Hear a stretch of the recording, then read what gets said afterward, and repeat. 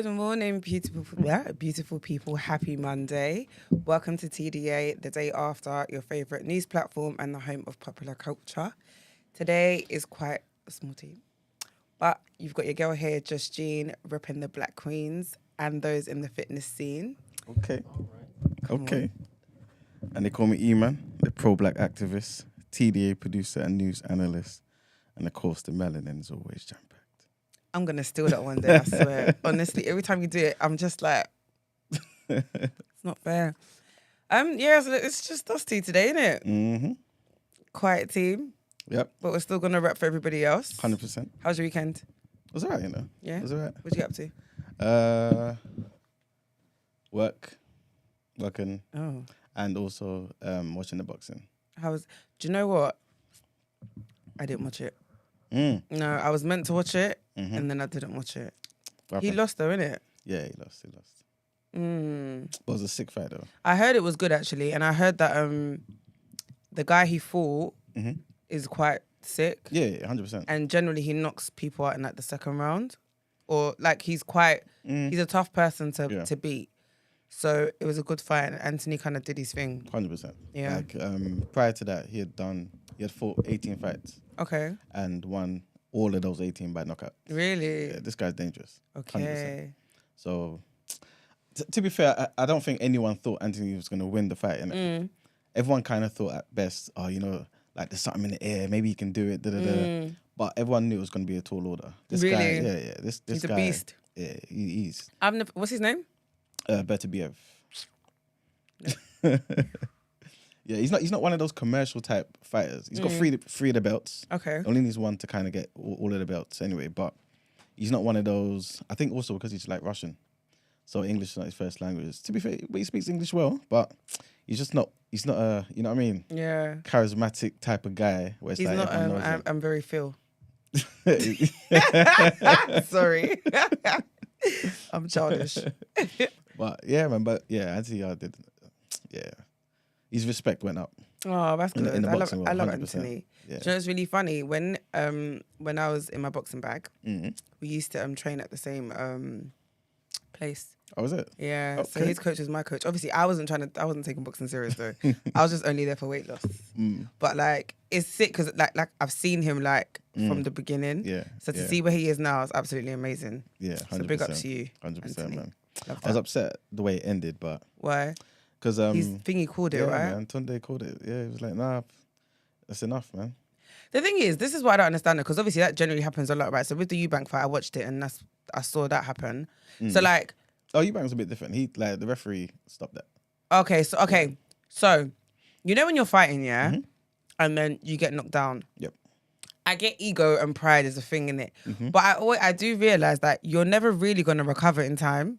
Like I always feel like unless it's like, you know, when it's like the bell goes and you've got like, you can sit in the corner. In those moments, you can kind of like try and regain your whatever. But I feel like once you drop on that floor, my dear, like you're already like at such a disadvantage, and I feel like the adrenaline also for the person who knocked you is like tenfold. So now they're on a mission because like it's a window of opportunity that they can't miss. Yeah, 100%. So 9 times out of 10, I don't think I've ever seen. Obviously, I'm not a massive boxing fan. Tell me if I'm wrong, but I've never seen someone like fall on the floor and kind of recover enough to like last several rounds afterwards. I always feel like once you're on the floor, That's it. You'd be surprised, man. A lot of people have been knocked down like 2-3 times and come back and won the fight. Yeah. really, Like even Fury's first fight with Wilder. yeah. Granted, actually no, Fury got knocked down twice in that, if I'm not mistaken. Somewhere in the middle rounds and in the 12th round. Came back and he won the fight. Damn. Yeah. Oh no, actually the first one was considered a draw, I think. Split decision. But everyone knew Fury kind of won the fight, to be fair. But yeah, people have been like, it's been like one-sided fights for like 12 rounds.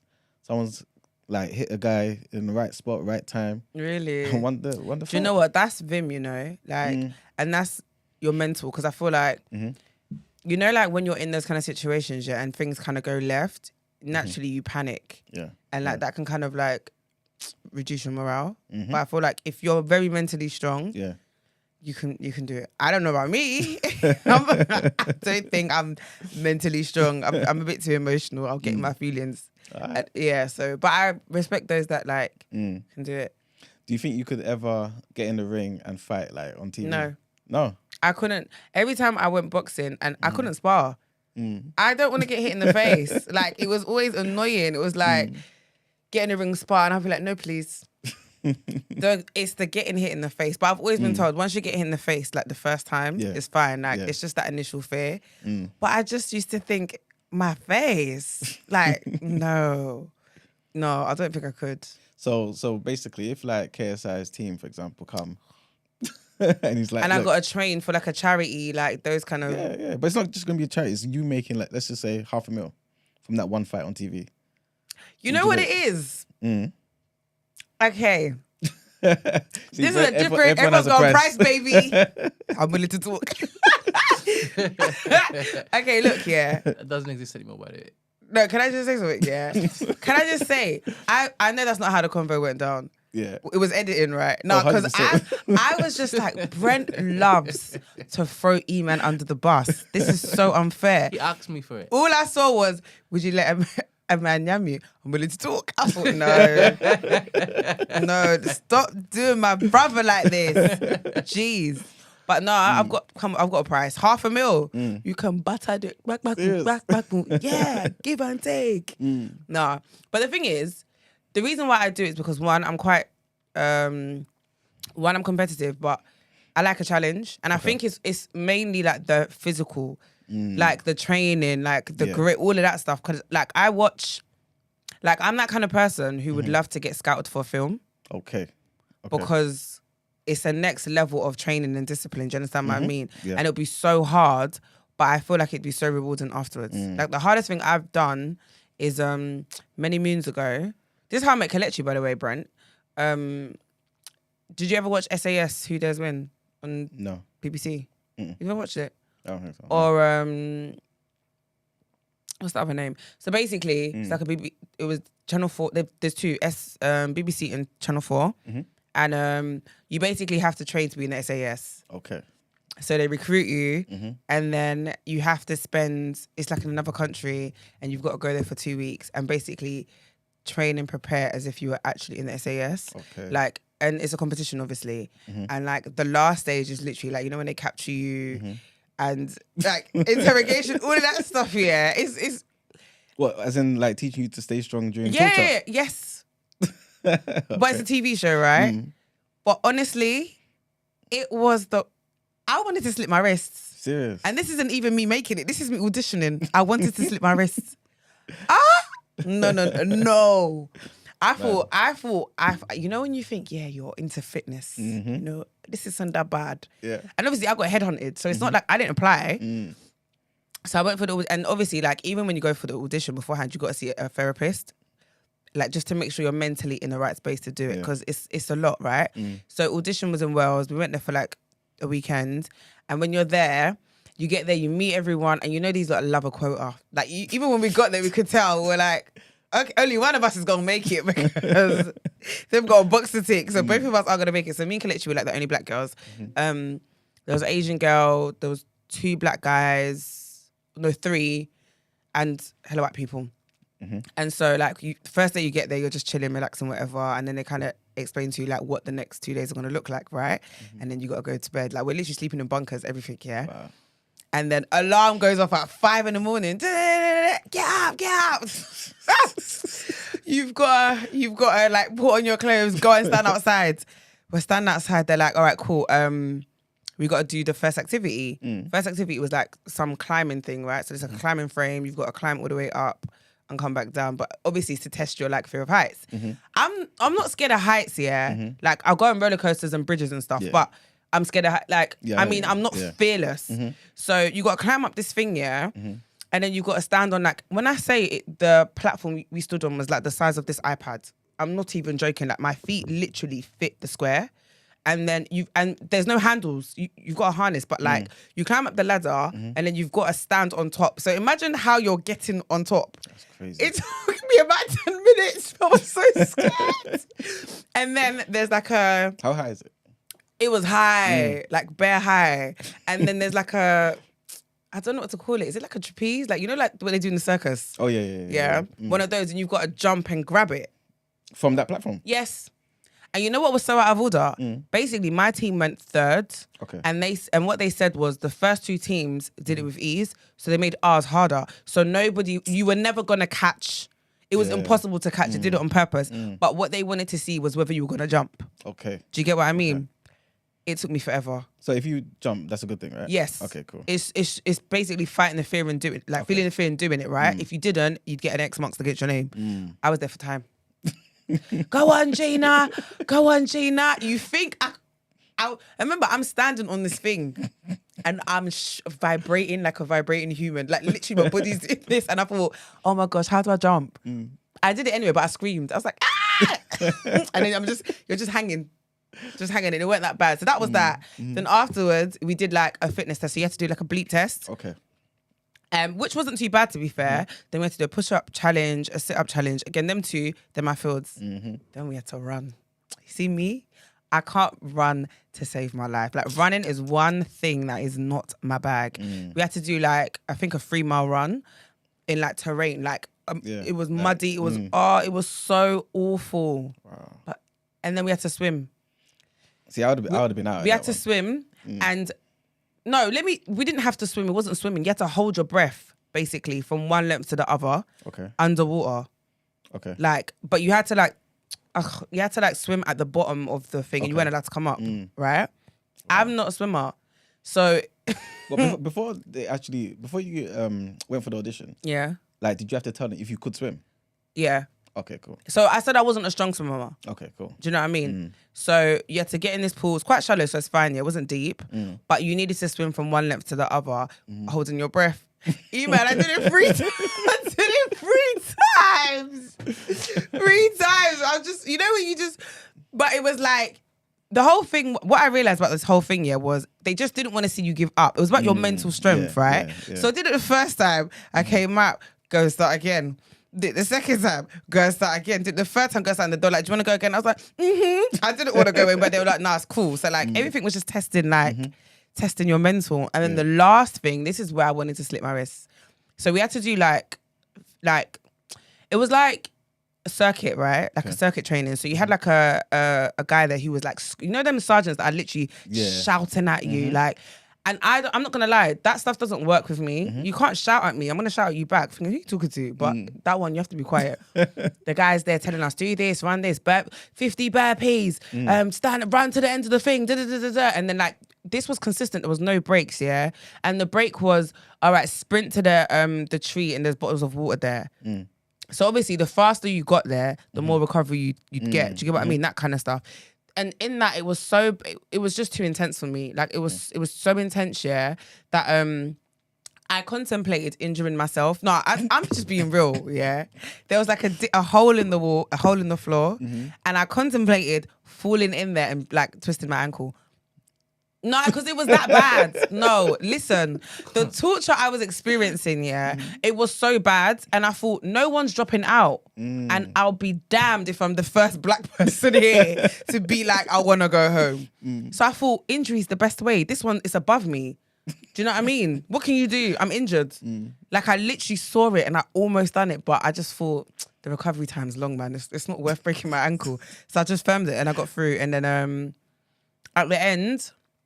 we all left, you didn't hear anything, and then you got a call back, and then it was like, okay. So, like I said, diversity in it. So, Kelechi was way fitter than me. So, I always knew she was gonna, do you know what I mean? So, Kelechi got through, but I was on standby. Okay. So, basically, I had to train for 6 weeks like I was going. Okay. Oh, serious? Yeah, okay. because in case, if anybody dropped out beforehand, I'd get to go. So, that was, again, the worst thing ever. Because I'm training to train, and I didn't know where I was going. Yeah. But to be honest, I was the fittest I'd ever been in my life, though. Serious? Yeah, because of the stuff that I had to do. Like I had to run with boots. I had to run with a weighted vest. I was running like 10K every morning before work with a weighted vest on road.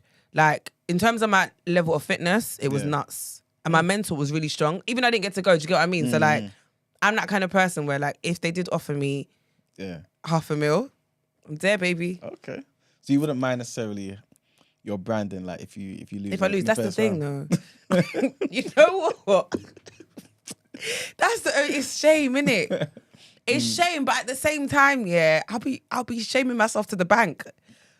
So Yeah. to be fair, I'll get trolled. We know what our community is like, yeah? There is no grace for anybody. So I'll definitely become a meme. I know that. But you know what I'll do to soothe those moments? I'll sleep on my money. So you lot will be laughing at me. I'll be caressing myself with dollar bills. So it's all right. Hey, for real. You know what? Off the top of your head, yeah, who would you fight?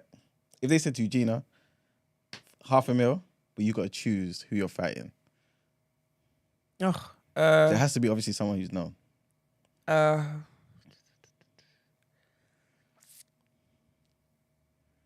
Can't just be someone you're just gonna beat up, though, innit? I know, because I'm not gonna lie. In my head, that's what I'm trying to be cheeky and pick someone who I think I'd have a massive advantage. Who would I fight? You could actually fight someone in your Industry. and it doesn't have to be the same demographic if you don't want it to be. You're annoying because he knows who I'm gonna go for. But I'm not saying it on air. Where'd I go for her, Brent? I'd drag her by her throat. Okay, obviously not her. It would be her, obviously, but yeah, for argument's sake, not her. Who would I go for? I don't know, you know. I'm honest. I honestly don't know. Like who would I go for? Who would I go for? Who would you think I'd go for? Or who do you think I should go for? I'm thinking one of these female rappers, you know. Oh, do you know what? Maybe, what's her name? Esther from Backchat. Yeah, I could do. She's shorter than you, though, Yeah, she is, though. So I don't think it'd be fair. But I guess height doesn't really matter, does it? As long as you're in a similar like weight class and stuff. Then... Yeah, I could. Yeah, I could. Yeah, that would be a good Esther, fight. what are you saying? No, we're cool, though. Yeah, of course. I'll be like, it's charity, let's go. That's it. You know? Yeah. Who's Bivol? He's what? Oh, sick boxer. Can he beat? Beterbiev. Yeah. He can, yeah. But Beterbiev could also beat him. Says it will be a sick fight. Okay. That's the guy who has the other belt, basically. Right. There's like 4 belts in that weight division. But Bivol has 1 and Beterbiev has 3. And is that the fight that's up next, or is that the fight that people want? That's the fight we would all want. But it's the fight that, you know, boxing, the business of boxing, everyone's evading each other and stuff like that. So. And if you were to call it, who would win that fight? If I had to put, oh man, it's tough, you know. All right, you know, if I had to put money on it, I'll say before. Because that's like, if he's disciplined, right, and he boxes like on the outside, like he did against Canelo and stuff, then he could beat Beterbiev. Okay. But if Beterbiev hurts him, and he smells blood, then it's a wrap. So he beat Canelo. Yeah, he beat Big Canelo. boy Canelo. Yeah, but Canelo's going up weight classes. That's not Canelo's natural size and stuff. So it was definitely like I saw before beating Canelo. Okay. Yeah, 100%. I saw that happen. People just didn't give before a chance for some reason because he's not popular. You know what I mean? But yeah, it was too much of a challenge for Canelo. He's just not big enough. But yeah, man. Thanks. No worries. All right, well, let's get into our headlines. Let's do it.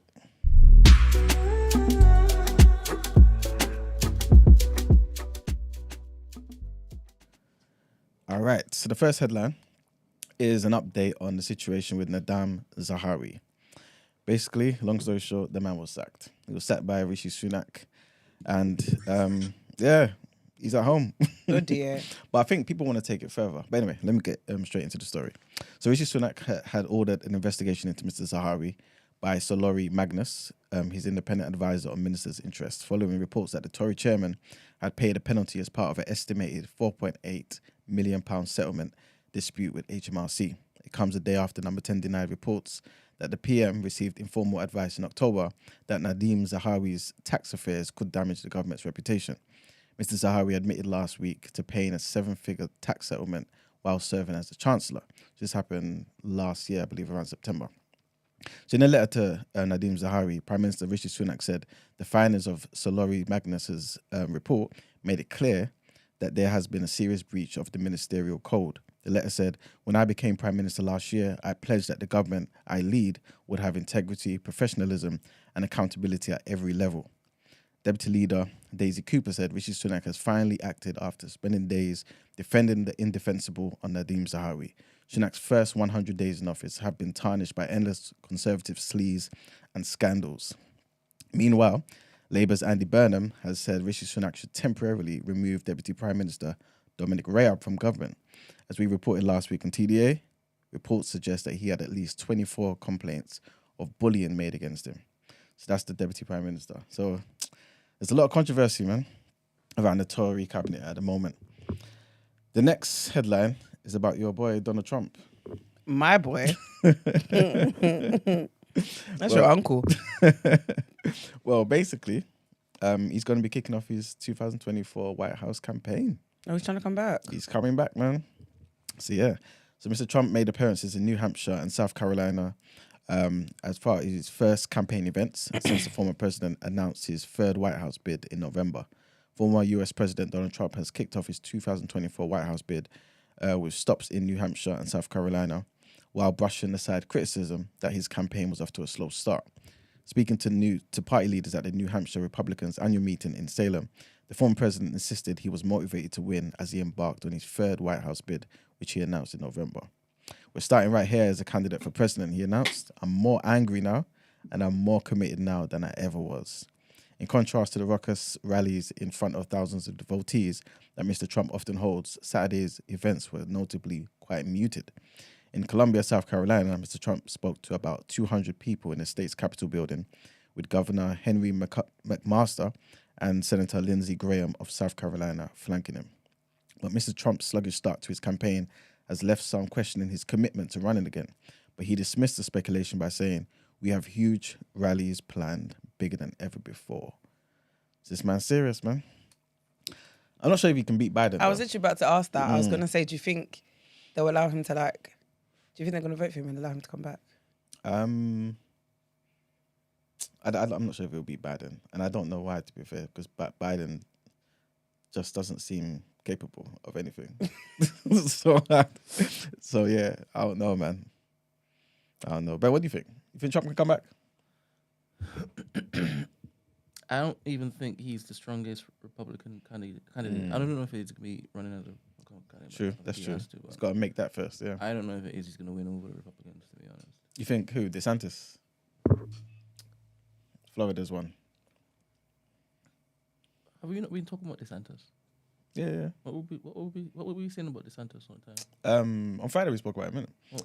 He had a situation with what was it? Banning one of the African American the course. horses. Yeah. Okay. Wow, what's up? I think DeSantis is a strong shout. Yeah, 100%. 100%. Who was that guy that was lying about everything? Oh, the one. Which one? The one that he said he wasn't a drag queen and all of that stuff. That's who is he again? I think he's the governor in is it California? He's a young guy. Something like that. Yeah, I don't think Trump is the best candidate for the Republicans. I think it's DeSantis, man. DeSantis. Yeah, DeSantis definitely has a strong following at the moment, man. And he's younger. Looks more vibrant and ready for the task, man. He also seems like a no-nonsense type of guy as well. Yeah. So, but yeah. Anyway, our last headline.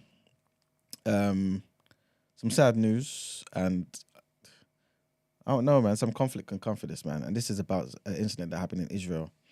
So Israel's Prime Minister Benjamin Netanyahu says he plans to strengthen the settlements in the West Bank in response to 2 shootings which left 7 people dead and 5 wounded. Mr. Netanyahu's announcement threatens to further raise tensions after one of the bloodiest months in the West Bank and East Jerusalem in several years. In the first attack, a Palestinian gunman killed 7 people when he opened fire outside a synagogue in Neve Yaakov in the East Jerusalem on Friday. Hours later, 2 people were wounded when a 13-year-old Palestinian boy opened fire on a group of 5 civilians on Saturday. Mr. Netanyahu's office has said the country's security cabinet has agreed to seal off the home of Friday's gunman ahead of its demolition. The security office also plans to cancel social security and health benefits for the families of the attackers, step up efforts to collect illegal weapons, and make it easier for Israelis to obtain weapons. Mr. Netanyahu's announcement... What's that, bro? Something. Mr. Netanyahu's announcement also said Israel will take new steps to strengthen the settlements this week. However, it gave no further details, and there has been no immediate response from Washington.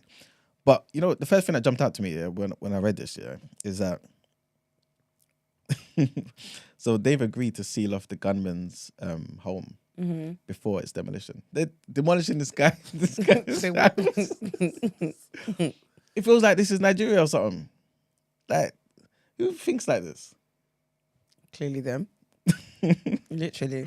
And listen to how they're also planning to sort out their whole security and whatnot.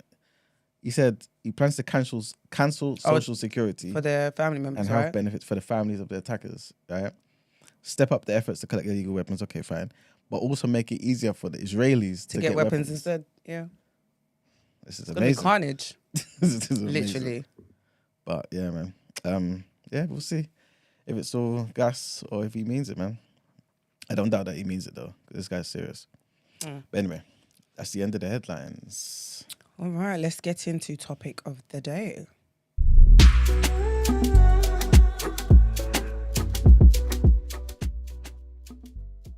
Oh, yes. Keep this there. 1 second.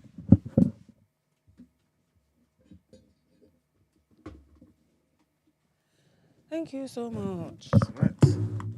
All right. So, today's topic of the day, yeah? It's going to be... Shout out to the listener or viewer on Twitch right now. Shout out you. And also the 2 people watching on Twitter. Okay. Oh, is that what that's for? Mm-hmm. I wondered what that was. I was thinking... Nah, it wasn't. Oh. It wasn't. That was for TikTok. I was wiping with that one. It's not working properly. Okay, cool. Yeah. All right, people. So yeah, we're on Twitch. And Twitter. But yeah, so like I was saying, today's topic of the day, I feel like it's going to be a bit of a spicy one. I don't know. It depends what you say. It depends on the people that hopefully will call in. But the question is very simple. I feel like people have spoken about it before. But yeah, let's get straight into it. Do you think DNA paternity tests should be mandatory? In what setting? Just in general? Yeah. You answer it any way you feel, then we'll dive into it. Mandatory. Mm-hmm. Like, I mean, no. Okay, no, cool. do you know why? Because it's like, let's say I'm with my husband, and then I get pregnant. Yeah. It's my husband's baby. Why do we need to do a paternity test? Okay, what about... Because you think I've been sleeping outside my marriage. That's why. Rude. Like, why? Do you get what I mean? I feel like in that setting, I find it very rude. Yeah, you know? I can see why it's definitely offensive. Very offensive. Firstly, I want to say, I hope people understand, because I don't want this to seem like it's a bashing women exercise at all, innit? I actually want people to actually think about this properly, right? Okay, cool. And there's going to be a 2-part question to this, where we'll get onto the second part anyway.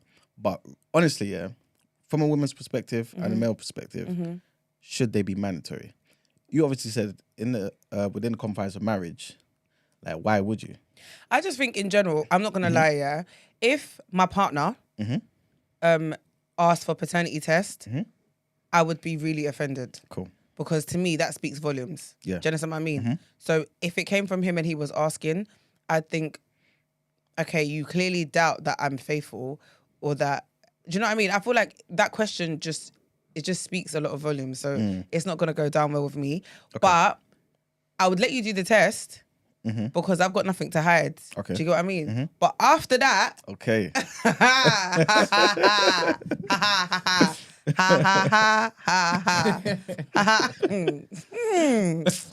You think you are going to question my puss? You are question it, and you think afterwards You do the test, you the baby daddy. You think afterwards, yeah, you're going to get a smooth ride. The battlefield will begin. How you mean? All right, watch this, yeah. Would it be different if it was your boyfriend who asked you? No. So exactly the same. If Like my I husband said my partner. So that's why I said cool. partner, because partner can be your boyfriend or your husband. Let's just say, you know how women, obviously... Excuse me? You know how women what? I don't. Enlighten me. I don't think it's going to sound good. No, go on. No, what I was going to say is, you know how women like to talk, yeah? So, like, obviously, you come home, you know, talk about normal stuff, like, you know, stuff that's going on with your friends and whatnot, yeah? What if you tell your husband, your partner, oh, you know, my friend, she's going through this situation. And basically the same situation where it's like, cool, he's doing a paternity test. Come to find out he's not the dad, right? She's sorry. They're working on their relationship, this and the third. It ends positive, right? You mentioning that story to him. It rattles him. Yeah. Do you feel like he has just cause? No. Still? No. Okay, cool.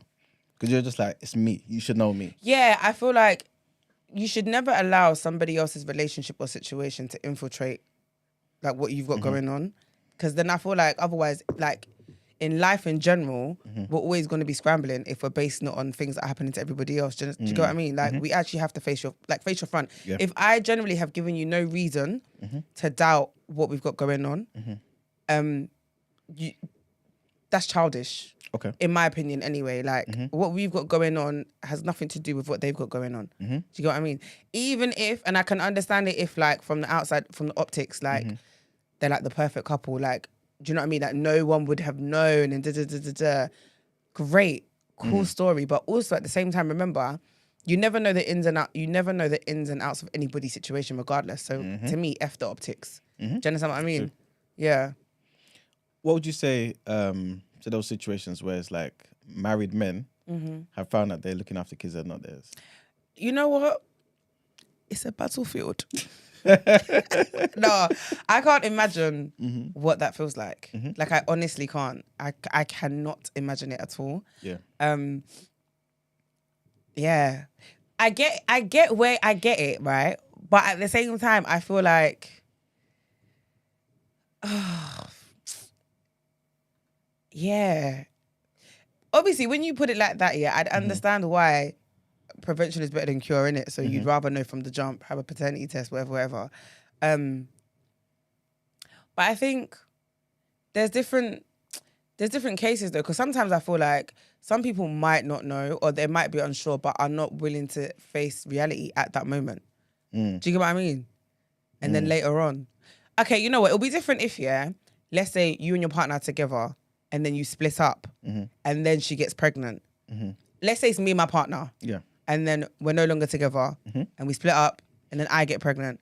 I'd understand, like I'd still find it offensive, but the separation will allow me to give you grace to ask those questions because there's been a separation. So it's fair. It's still cheeky, but it's fair. Do you understand what I mean? Yeah, Same way if we separated and you were out slanging your dick, like we're not together in it, you can do your thing. So I'd get it. And I'd still be annoyed, but I'd give you grace. Do you understand what I mean? To not take it personal and understand it and see from your perspective. Okay.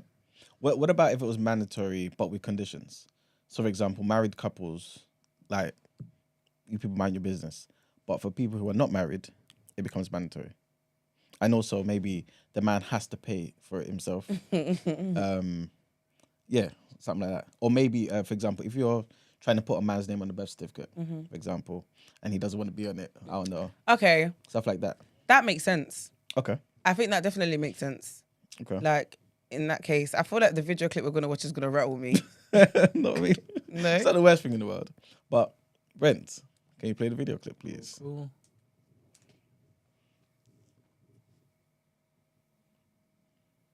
Please update deleted size.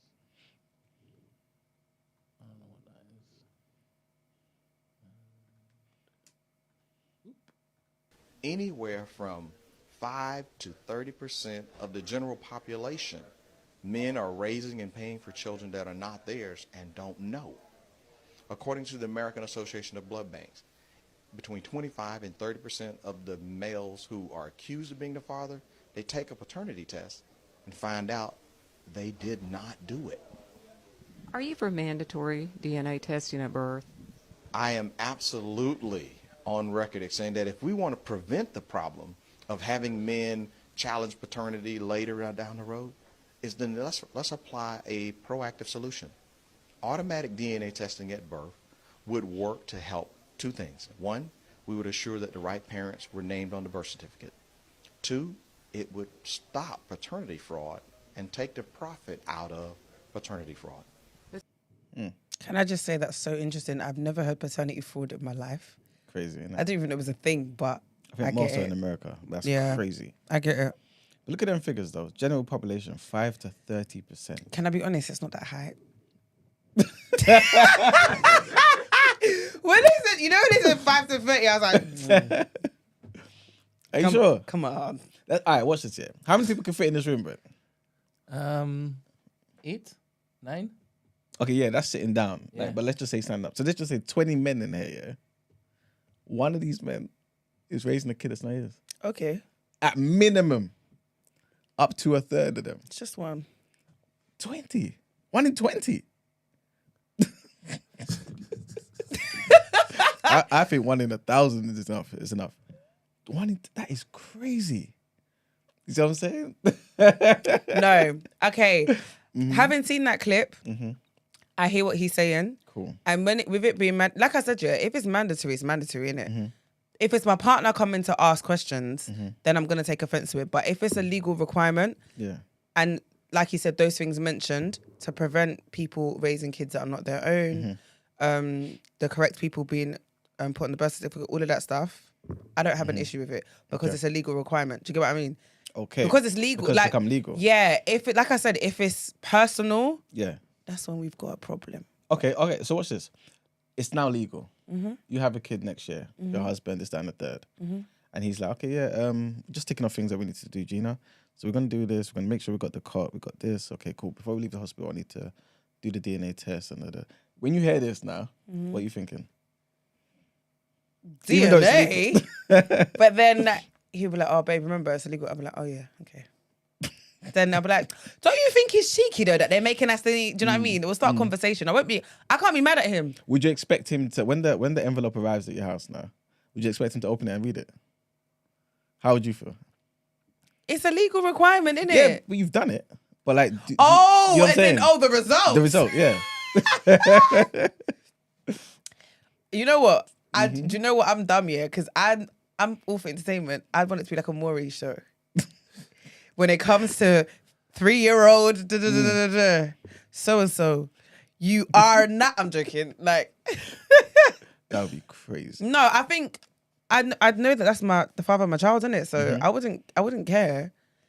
I mean, if he, care, no, but no, would you but care him opening it and no, like, I think it depends on how he reacts, you know. because these things, yeah, they seem so small, yeah, but it's But like, they can have such a huge I'm impact. telling Yeah. you, imagine he comes home from work now and he sees that letter in the bin. Oh, unopened. and he's like, why did you throw it in the bin? Exactly. Like that alone. Yeah, that's gonna cause the argument because I'll be like, because why do we need to open it? We know that you're the father of the child, but you took that right away from me. I'll be like, then I'd be like, sorry. So you actually think there's a possibility that the child's not yours? Like, no, that's not what I'm saying. That's not what I'm saying. So what are you saying then? See how I've got this whole role play figured out. You'll be like, so what are you saying? No, what I'm saying is basically you've taken away my right. Okay, cool. Open the letter then. Go on. Open the letter. Go in the bin and open the letter. No, I don't want to open it anymore. Go and open it. No, you do. You want to. That's how you lot start trouble, for no reason. I'm never clipping this up. Wait, why? Why? Because it's too seamless. Them passport bros will get onto you.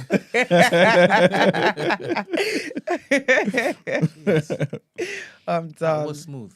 Bloody hell. I know, too smooth, innit? I'm a pro at this. Wow. I'm joking. I ain't toxic. But yeah, no. Yeah. Because like even stuff like medical conditions, like for example, because obviously sometimes people find out, unfortunately, because maybe their child needs something, or the dad needs something. Oh, later on. That's You know when what I'm saying? yeah, that's what happens, Exactly. isn't it? So what if, for example, we're able to solve all of that, and that's a justification for why it should be mandatory. Yeah, honestly, I get it. Okay. Do you know what I mean? And maybe, obviously, right now, one, I don't have kids. Two, it doesn't affect me, so Yeah. it's not having like a serious impact. Do you know what I Yeah. mean? So I've got no issues with that. I think it might be different if I was right now in a situation where my child is being raised by someone that is not their father, and deep down I know, and do you know what I mean? But generally speaking, I think for what it's trying to prevent, it's all positive things. Yeah. So it's not doing any harm in my opinion. Okay. What about this? Okay, you're saying it's positive, but there'll be people out there who are saying, but this is how people society anyway, will start to stigmatize women. Because we're kind of assuming that the majority, or not, if not the majority, a considerable amount of women are capable of these type of things. This is why I said based on that number, I didn't think it was high enough. Okay. Do you get what I mean? Yeah. I don't think that's a high enough number for it to be mandatory, in my opinion. 5 to 30%. That's nice. 30%. Did I stutter? Maybe 31. This is a stupid analogy, but if you went into McDonald's, and let's just say you was allergic to something, and they said, you know what, these beef burgers are pure beef. Well, 70% of them are anyway. There's a 30% chance you may eat the thing that you're allergic to. You still buying from McDonald's? You're lying. All right. Then. How bad's my allergy? Very bad. Could I die? Yes. Okay, then just like the men who die heartbroken when they find out. Wah, wah, wah.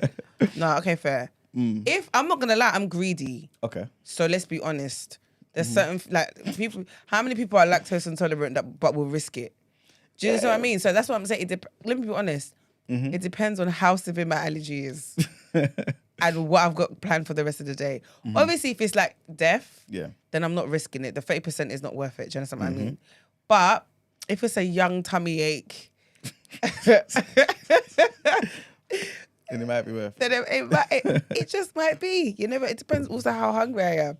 All right. You know what? Let me ask you this question, So let's just say it is, let's just say it's not mandatory, but there's a woman, for example, saying that this man's a deadbeat father, this and it. Doesn't want to take care of his responsibilities, this that, and the third, right? I want to put him onto child support. They then do the test. He's not the father. Should there be some type of punishment for her? I think the shame that comes with that is enough punishment. It's not, but okay. No, because think about it, she hasn't financially cost him anything, right? That's my second scenario. So go you on. can't fine her because I feel like a fine isn't really, he hasn't lost out on anything financially, right? I'd say probably defamation of character or like that kind of side of things. But then I feel like that's why I feel like the shame that she's gonna experience is kind of like balances it out. Do you get what I mean? Yeah, but You know. Shame is nothing. You can get over shame in. No, shame is a thing. So who knows? So it literally could just be her and him, and maybe all her friends she's told. You know what I'm saying? And then finds out that obviously he's not the father. It doesn't do anything for her. Okay, so who knows that he's a deadbeat dad? All her friends. The same friends that will find out that she's not. That's yeah, not but they're her friends. So the shame. But do you know what I'm trying to say though? Yeah. I'm saying it's the same pool of people. So to me, it's fair. No. But That I don't like. What would you do? Fine her? okay. Second scenario. He's been paying being a father, this, that, and the third for 3 years. Right? Let's just say they're not even together. It's just he's been paying child support for 3 years. What should happen in that instance? You know what? Well, I think I hear it. You're upset. You've been paying for 3 years. Yep. To a child that's not yours. Fair, granted. But it's a child. The child is innocent. I know it's not your duty. However, God will bless you tenfold for what you've done from the goodness of your heart. or running back his peas. But the reason why I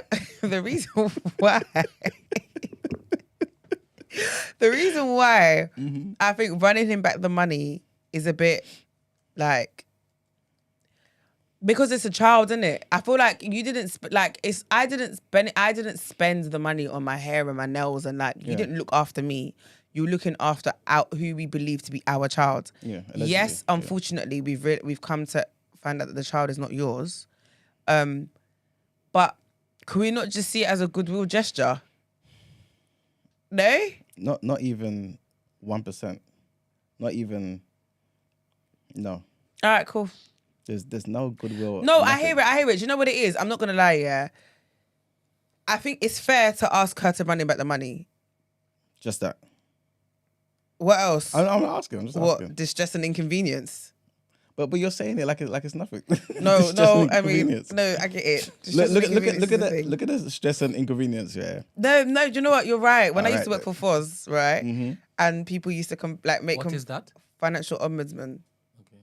So it's basically whenever anyone has like any. Have you never complained to like a bank or anything, and at the end of the letter it says, if you're not happy with the resolution, please contact the financial ombudsman service. So it's FCA regulated, and they basically deal with any disputes with any financial institution or whatever. So like if, for example, like you had a grievance with your bank and you weren't happy with what they awarded you, you'd come to us and we'd like review it and see whether the bank or whoever, like, why are you laughing? Is it the comments? Some of the comments. Oh, you could, what's it called? Like, if we thought it was fair and reasonable, then fair enough. If not, we'd get the bank to award you more. But we did used to add distress and inconvenience. That's why I'm laughing, because it's actually a thing that people would get paid for. Like, we'd give you extra money for distress and inconvenience. As they should. So to be quite candid, you're right. And interest as well.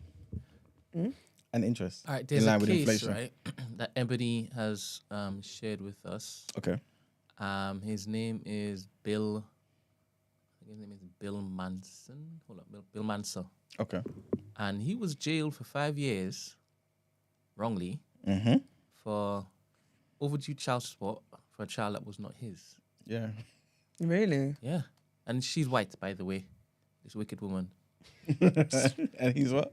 He's a white guy, so I don't really care. Okay. He's not a black man. His name is Bill. It's not short for William. Cosby, innit? What is I'm it for done. him? What's this for? Is it not short for son? Probably William. I guess. William. Yeah. All right. All right. So that situation there. What should happen to that woman? Or nothing? Or should we just put it down to No, we got it wrong and no, didn't he get his money back? yeah, but he's 5 5 years years in prison. He, You what, man? Well, the thing is that all right, cool. so who decided he wasn't gonna pay? All right, cool. I don't even think he was claiming it wasn't even his. He just didn't pay. All right, in that scenario, yeah, obviously distress and inconvenience, Yeah. 100%. I think the interest is fair, and you running back his. And What about his time? I mean, when you go to jail, when you get wrongly accused for stuff, don't they give you money anyway? Yeah, I believe so. Exactly. So the money, like, I don't know how they work that out, but whatever they'd give him for being like falsely imprisoned, and then add interest to the amount that was allegedly owed. Yeah. No, Okay. I think that's fair. Okay. Isn't that better than everything I've said previously? Yeah, you're getting there. I'm getting there. No. Proverbs said that the lab made a mistake on the paternity test. Oh, is it? So it's even their L as well. Oh, I'm suing. He should sue. He should sue. Oh, 100%. He should sue. 100%. 100%. He should definitely sue. The woman knew it anyway. No, but then this is the thing though. Hold on a minute, right? This is different, yeah. She may not have known. That's what I'm saying. Like, in regards to her, yeah, she actually might not have known. Because let's be honest, that in some cases, 100% you know, innit, that it's not the person, and you're just to make your life easier and to save yourself the shame, you're gonna put someone else in that position, yeah? Cool. But there might be a possibility where it generally is 50-50. You generally are unsure. You don't actually know. So if you've gone down the route of taking a paternity test and they've got it wrong, that's not on you. What? Oh my goodness. Apparently, Why did you do that, man? not because I'm reading at the same time. Sorry, I didn't realize you. Okay, go on, go fish. No, Mark. Like, just, scared. you, like, I'm serious. Sorry. How are you gonna frame this boxing fight? I know, innit? Yeah, go on, bro. Oh, sorry, yeah. So apparently, obviously, there's a 18-minute like clip, but I'm not can't play it. But Ebony was saying that she admitted that she knew who the actual father was. all Okay, along. this is different. See what I'm saying? All right, fair. Throw her to jail. But Take her to maybe jail, only look at white, what it is. white women behave like that, Emmanuel. Only white women. Maybe. I think, yeah. I think, honestly, yeah, running, like, hella distress and inconvenience, interest, she should get fined and put in prison because generally speaking, like, you actually, I think that's a crime. But then, okay, I'm gonna summon the spirit of Esther. Who's in the chat? She's in the chat, by the way. Big up Esther. Big up Wanna Esther. say- She would say, so who then looks after the child whilst this mother's in prison? Because to be fair, even though she misbehaved, right, and she lied about, she lied about the whole paternity thing. She could be actually a good mother, right, looking after that child and doing what she needs to for that child, right? Yeah. What should happen? You're gonna put her in jail for 5 years? Yeah, we are, I'm not going to lie. Esther. Serious? Yeah. Do you know why? I do think sometimes, yeah, How are you saying we are not gonna like Esther? because he's Esther right now. He said he's summoning the spirit of Esther. Girl, Esther, I love you, girl. You my sis. By the way, if you haven't noticed today, I'm just literally being a troll. It's all for entertainment purposes. Please do not come and kill me. I've seen some of you in the comments already. You are appalling. You are horrible. Guys, it's just to make you laugh, okay? Literally. Yeah, no, I hear that, yeah. But at the same time, I do think it's unfair because you should have thought about that, babes, before you were willing to allow somebody to go to jail for a crime they didn't commit. I'm not going to lie. Like, you knew and you were okay with me sitting behind bars for 5 years for a crime you knew I didn't commit. Like, good mother or not. Bye. Bye, Yeah. Felicia. That's crazy. Do you know what I mean? And I think it's too unfair. It's too unfair. And I feel like it opens a can of worms. Yes. And then other people moving forward, it doesn't set a good example. I think I'm not against using people as examples, especially when they white. No, I'm joking. I'm joking. That was a joke. It was a joke. Okay, it was a joke. It's a joke. It's a joke. I'm joking. So yeah, I think defo put her in jail Okay, cool. in that situation. So obviously to kind of mitigate all of this type of stuff, right? To prevent all of these problems, should it not just be mandatory? No, I hear it. I do. Okay, cool. Like I said in the beginning, I don't want this to be a women bashing exercise. Let's flip it. What do you think should be mandatory for men to do? If that makes sense. I know there isn't going to be an equivalent necessarily. I couldn't even think of one.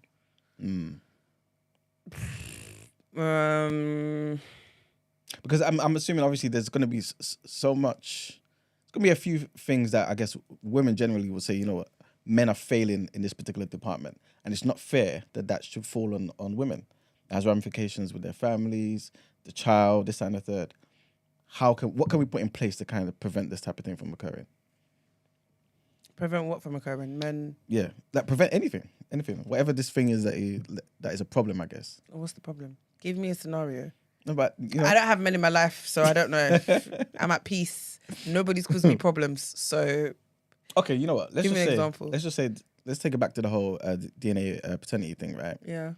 Do you feel as though if the child, if they're not together, right? Sorry, they are, whether they're together or they're not together, right? The man and the woman. After this mandatory thing that we just decided, right? He is the father. Automatically, Yeah. money should come out of his account and go to that woman, Yeah. I think even if you're- they're together. You feel like Even that's a if- good stance. even if they're together. Yeah, so they're together. They're not married, but Yeah. they're, Yeah. you know what I mean? So is it child support? Yeah, basically. Yeah. What's the problem? It's your child, no? Yeah, but I guess he would have done it, you know, informally. He would be there anyway. That's nice. No, I'm joking. I Okay. feel like Because again, like, Because then I don't know. Like, I feel like then you take away, like, by doing that, you take away, like, their right to just do what they want to do. Do you get what I mean? What do you mean by that? No, but then when you think about it, though, it can be like a minimum basic, innit? And then obviously you can do whatever you want to do on top, but it's just a minimum basic. I don't think there's anything wrong with that, and it's legal. So take that up with the government, not me. Do you get what I mean?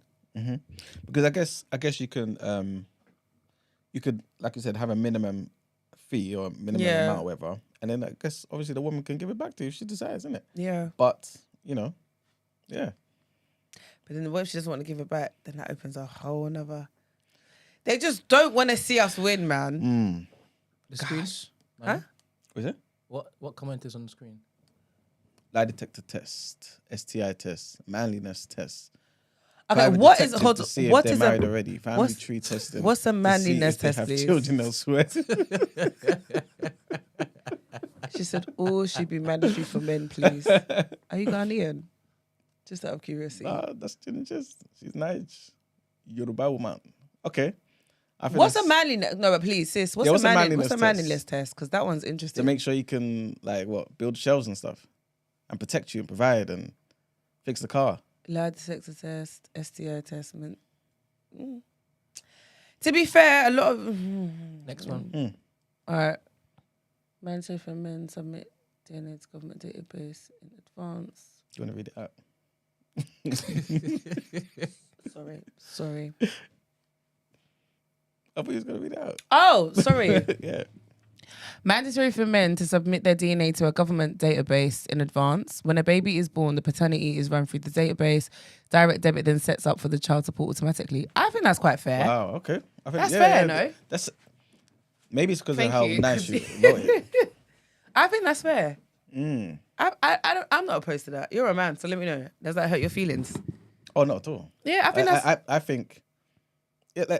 Again, obviously, I know on the show it sounds like I'm always coming from a particular angle, right? But You don't I believe if a man doesn't look after his child, like he's an animal. That's the first thing. Right. But certain things need to happen to make sure he's That paying. yeah. 100%. I agree. It's too much of a financial burden on single mothers. I You know agree. what I'm saying? So 100%. But yeah, so Brent, can you put that back on the screen? Which Just one? like the Maggie Skies one. I just want to read it again. So mandatory for men to submit their DNA to a government database in advance. When a baby is born, the paternity is ran through the database. Direct debits then set up. I think that's smooth. Yeah. Yeah. It's automatic. You don't have to argue with anyone about how much they're gonna pay. Do you get what I mean? Like, it's just it's there, isn't it? It's dealt with. But then obviously, isn't it kind of like with the whole like child support stuff as well? Yeah. Yeah. It's relative, right? So there's no like. What do you mean? Isn't how many it? kids? Yeah. stuff? No. Isn't it relative to like how much you earn and stuff? Ooh, I'm not too sure, you know. I don't know. Oh, okay. I'm not too sure. Because I know over here. Actually, I'm no. assuming it would be though. Yeah, it's relative, isn't it? Yeah. Okay, cool. But then I don't necessarily think. See, that's another thing, because you know when you get, I guess it happens more so with celebs and multimillionaires and stuff. You know where they're paying like 20K a week, and I think that's ridiculous. Why? But you know, but that's why I said, isn't it relative though? Yeah, but it's relative it should be to. capped at a certain amount then.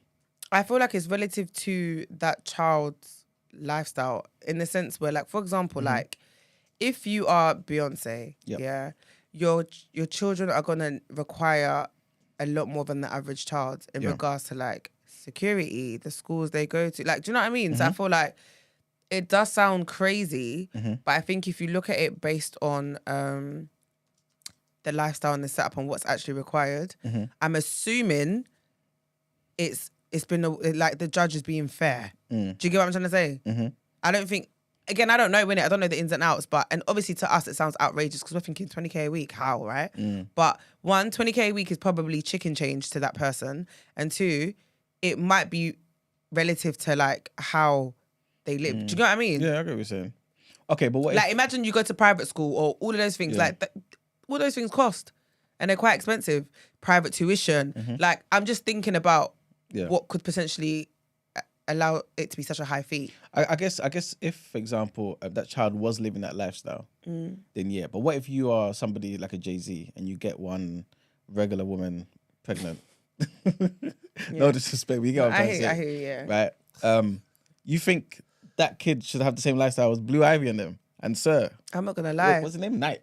So one of them anyway. But you know what it is? I hear what you're saying, but why not though? Because you're their dad. That doesn't mean it. No. But you are their dad. Yeah, I understand. And they're going to have everything they need.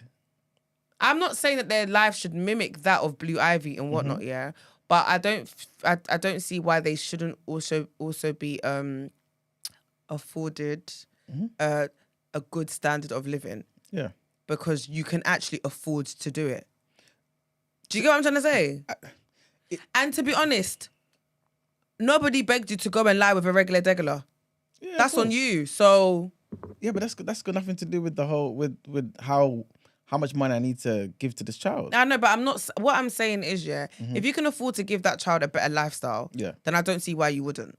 Okay, in my opinion. But wouldn't sounds like a choice then. So it's like, okay, well, you know what I'm saying? I could choose to. But if you're forcing me to give this regular person 20K a month, right? Prior to me, she's earning 40K a year.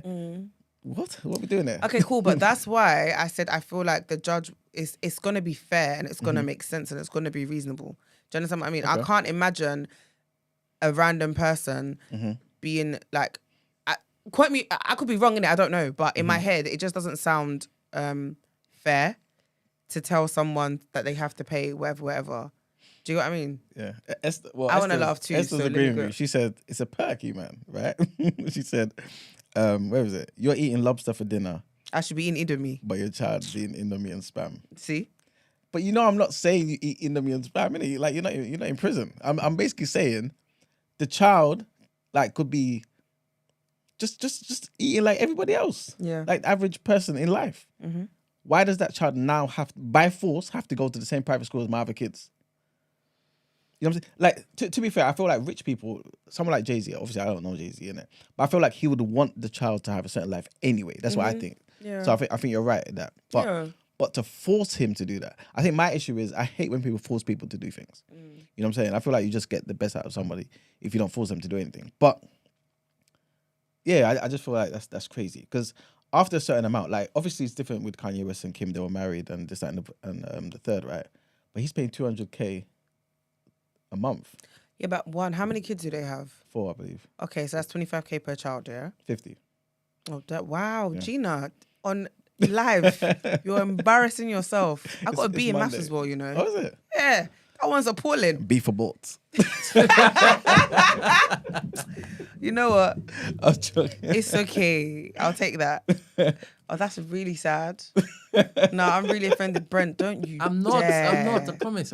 If you do, yeah. I promise. Because you already done me with the marks thing. I promise. Can I just say something right now? I am shy. I'm so shy that I did that. I said 25. Ah! Father God. Right. 50K per child, yeah? Okay, so there's 4 of them. They're all of age to go to private. Just imagine like their school fees, what they are, yeah? Yeah. They probably have like security. They probably have a nanny. And they probably have private tutors. And do you know what I mean? And then you've got after school activities, extra. Let's just say they go gymnastics, all 4 of them. And they've got to pay for stuff like that. What I'm saying is I can see how it can like cost a lot of money. Do you get what I mean? 200K is excessive though. Yeah. Woo. Yeah. 100%. She's definitely doing you dirty because she actually doesn't need your peas, realistically. Kim don't need your money. She could raise these kids with one eye if she wanted to. Do you know what I mean? So she's doing you dirty. Don't know how. But you know what? I do not feel sorry for you. So face your front and continue. Yeah. I was going to say, people are somewhat getting on to me about me thinking, all right, so someone said, oh, you man is so funny. Is it not your child? Why would you want to treat your child differently because the mum is not as rich as your other baby mum? Again, people, it's not a case of me wanting to. I'm basically saying, why should the man be forced to? You You know what I'm saying? Because now this is an expense that your family like wasn't necessarily like factoring in. This is obviously you doing a crazy thing, going out there having a child. But now the life of that woman that you're with, your kids as well, everyone has to kind of suffer because of it. How are they suffering? Because obviously that's money that would go to the family. Now, like imagine now me and you budget for 3 kids. We are a family. Like we're now all a family. So I am the family. We are the family. Yeah. So do you get what I'm trying to say? I hear what you're saying. Yeah. But I'm also saying I'm part of the family. I'm now part of the furniture. Hello, hi. Trust me, I get it. You sure? Me personally, yeah. Obviously, I would want all my children to have the same type of lifestyle. Me personally, but again, I'm just thinking about those particular families where they have a particular setup and this, that, and the third, and they don't necessarily want to have the exact same thing. You know what I'm saying? Again, you and your husband are budgeted for 3 kids. You're putting them all through private school. Obviously, you're saving a certain amount of money, but you've budgeted just to have 3 kids and X amount in your savings. All of a sudden now, this has happened. You have no savings, or maybe you have to now take all of them out of private school into, I don't know, a good school, but not private school anymore because of this extra kid. Okay, hold on. And whose fault is that? No, we know whose fault it is. No. 100% is his. Okay. Yeah. So, But go and get an extra job. Wait, hold on a minute. so is that what you tell your husband? God You forbid? have basically Yeah. scattered everything that we have built. That's right? the point I'm making. Yes. Yeah, you Yes, him. 100%. have done it. Yes. You. Yes. So guess what? What? Now you gotta go and fend Okay. to bring in more bacon. So your 3 kids won't see him as much anymore because now he's doing the extra 4 hours elsewhere. You Well, won't see him he as should much have thought anymore. about that before slanging his cock. 100%. But again, a lot of the time we like to go back to the cause instead of looking at the present situation. He's come before you and said, All right, this is the cool. situation. So there's Nightshift. What's the problem? My dear. So honestly, you would, God forbid, obviously not you. No, but in do a you know what parallel it is? universe, No, do you would know what it tell your is, yeah? husband, basically, I'd be so. You see the level of vexness here. Oh, you'll be eating Indomie for a year. That one, you know what? Where we're making cutbacks, you are dealing with them on your own. So we as a family will be eating lobster. When you come home, yeah, your Indomie will be waiting for you on the side. Yeah. people are saying, oh, yeah, it's the man's do. Yes, it's definitely the man's do. We know this. Yeah, but what of I'm trying to say to you is there's ramifications now on your wife of course. or your long-term partner and those children now. Yeah, I hear it. And all I'm saying is if that child outside of your family has a good education, but just not private school. Yeah. Has- I'm not, the thing you know is, what I'm I'm saying? not telling you that I'm not saying you have to put the child in private school. And remember, I'm not saying that they have to live a lifestyle that mimics your other family. This is what people act like. But that's not what I'm saying. Okay, Like cool. I said, if you can afford to give your child a better life, then I Yes. don't know why you wouldn't. And I think you should. Yeah. If you can afford to, you should. Yeah. Do you understand what I mean? Yeah. It should be a requirement because you can actually afford. If your child goes to public school Yeah. or is living in the ghetto or whatever, based on what their mum can provide, and you know that you can give that child a better lifestyle, you should. I think most men would, to be fair. I think so. God willing. No, I honestly feel so. Maybe I'm I being said God naive, willing. but I feel like most men would. But I just feel like I don't necessarily think it should be a forced requirement to make sure that child lives the life his other kids are living. You know what I'm saying? Like I said, Obviously, You know what I'm saying? obviously the circumstances are different in it, so I get it. But like I said, if it's about the betterment of your child, 100%. and I think sometimes you need to remove the mother from the scenario and it being a personal thing with her, because you say that, but I can imagine there being situations where, like, let's even look at celebrities. I'm so sorry, but hasn't Davido got bare kids? Yeah, obviously. Has he? He's got, he's not only got a child with Choma, from Yeah. what I know. Yeah. He's got other kids with other people. Okay. Again, I don't know the ins and outs here, but Yeah. from the blogs, and I think Esther can help me on this one in the comments, but it's like he only really takes care of, like, do you know what I mean? Even Wiz, we know Wiz has got more than one family. Yeah. But again, do you know what I mean? And I'm not saying that Wiz's other kids have to live like the kids he has with Jada. But just give them a good, decent lifestyle. Do you understand what I mean? They probably do though. I don't know. They're not gonna be like regular like suffering and impoverished and stuff. Of course not. Charlie. But I just feel like These are your king folk, so I just don't feel like you can expect them to live exactly the same. the same. No, of course, and that's what I'm saying. I'm not telling you that my child goes to this private school, so now you have to come to this private school.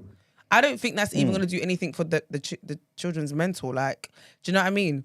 Even the integration of the families coming together is going to be a lot. Do you understand what I mean? So that's not what I'm asking for or even saying. Okay. Makes sense. What was I going to say? Yeah, that's pretty much, you know. People are really debating and whatnot, you know what I'm saying? Wait, what the See? FSA? I knew it! That's why Esther's my sister, bruv. Okay. Thank you. All right, Esther, we can read this out though, innit? Because obviously you haven't said anything. That's why I said... But Esther said, man, don't say of course not. There's tea I can't spill here. But trust me, these men aren't... It's moving. These men aren't doing what the public thinks they're doing. Okay, cool. Fine.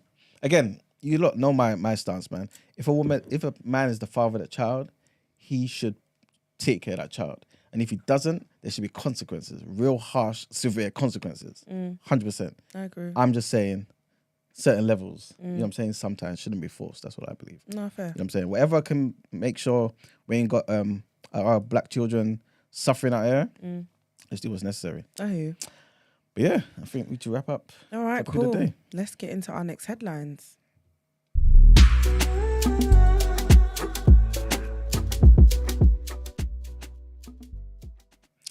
All right, so this next headline was something that I was thinking, you know, it could be a potential topic as well, yeah. I want to hear what you lot think about this, yeah.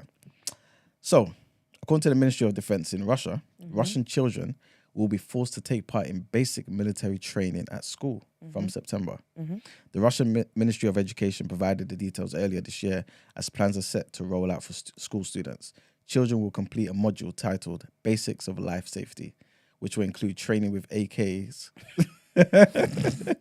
They had me up until that point.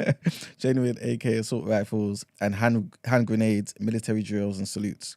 The module will become mandatory from September 1st this year, with a similar program for university students in effect from December of 2022. So I guess it just happened.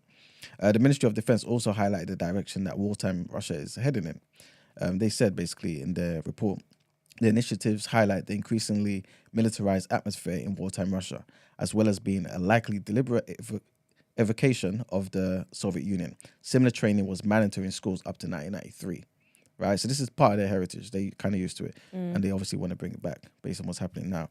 The plans come at a time when the war on Ukraine shows no signs of easing, with Western allies meeting with Zelensky to discuss the equipment of long-range missiles and aircraft. So, I kind of wanted to turn this into a short topic, right? What else do you feel like should be mandatory in schools, in the curriculum, that is not today?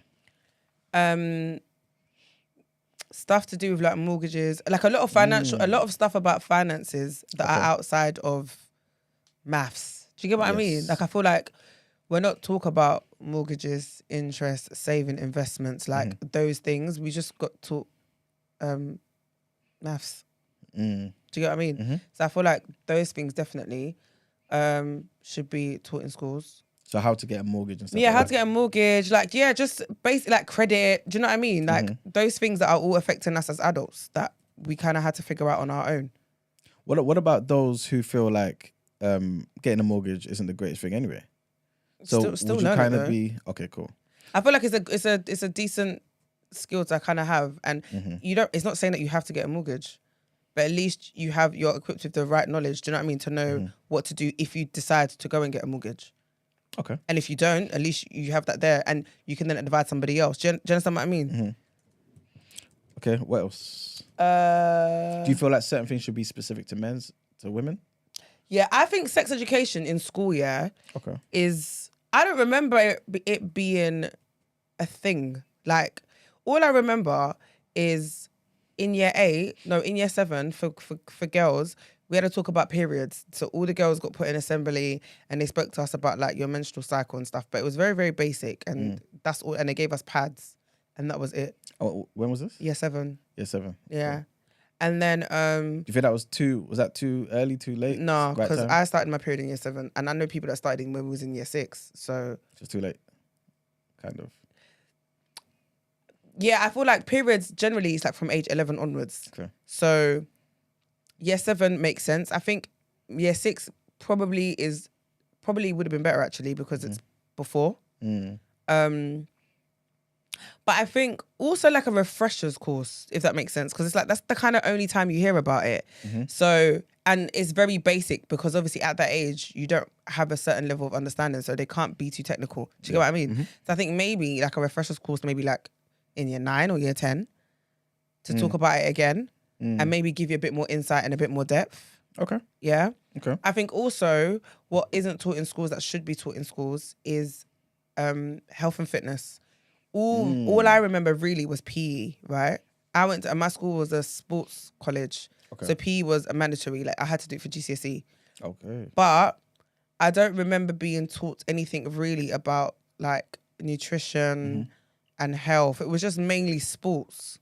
So like I never knew how to lose weight. I know it sounds, and it doesn't affect everyone. And obviously at that age, you might not be thinking about it, but I was overweight when I was in school. So my weight was something I really struggled with. Yeah. But I didn't understand how to lose weight. Yeah. So I did some messed up things because that's what I thought. Do you know what I mean? Yeah. So I think that should be kind of taught on its most basic level, just to kind of just explain the importance of exercise and health and nutrition away from sports, in my opinion. Do you feel like then, obviously this could be said about anything, right? But do you feel like at some point with those things you mentioned, there could be an agenda then? So for example, you could get people now pushing a particular idea in the curriculum. So I'll give you an example. In America, right? Like veganism. Exactly. So let's just say, for example, we know according to the stats that dairy is not good, right? For human beings, especially blacks, right? Because most of I us still be eating them eggs though. yeah, most of us are lactose intolerant, apparently. Yeah. Do you feel like that should be put into the curriculum then? Because obviously they're only going to talk about the positives of milk, the calcium content, the protein content, this, that, and the third. But it could be damaging to us, us black people. How will we go about making sure it's, you know what I'm saying? I think don't give one-sided truth then. Easier said than done. Of course. That's for everything. I know. Eggs aren't dairy. Do you know what? But there's an argument that some people class eggs as dairy though. Oh, is it? Yeah. Okay. I just didn't want to correct you again. No, you can. I'm joking. When did you correct me the first time? Oh, my maths. It's fine. Oh, my goodness. He doesn't want to let it go. So how about stuff for the modern world, like how to behave on the internet?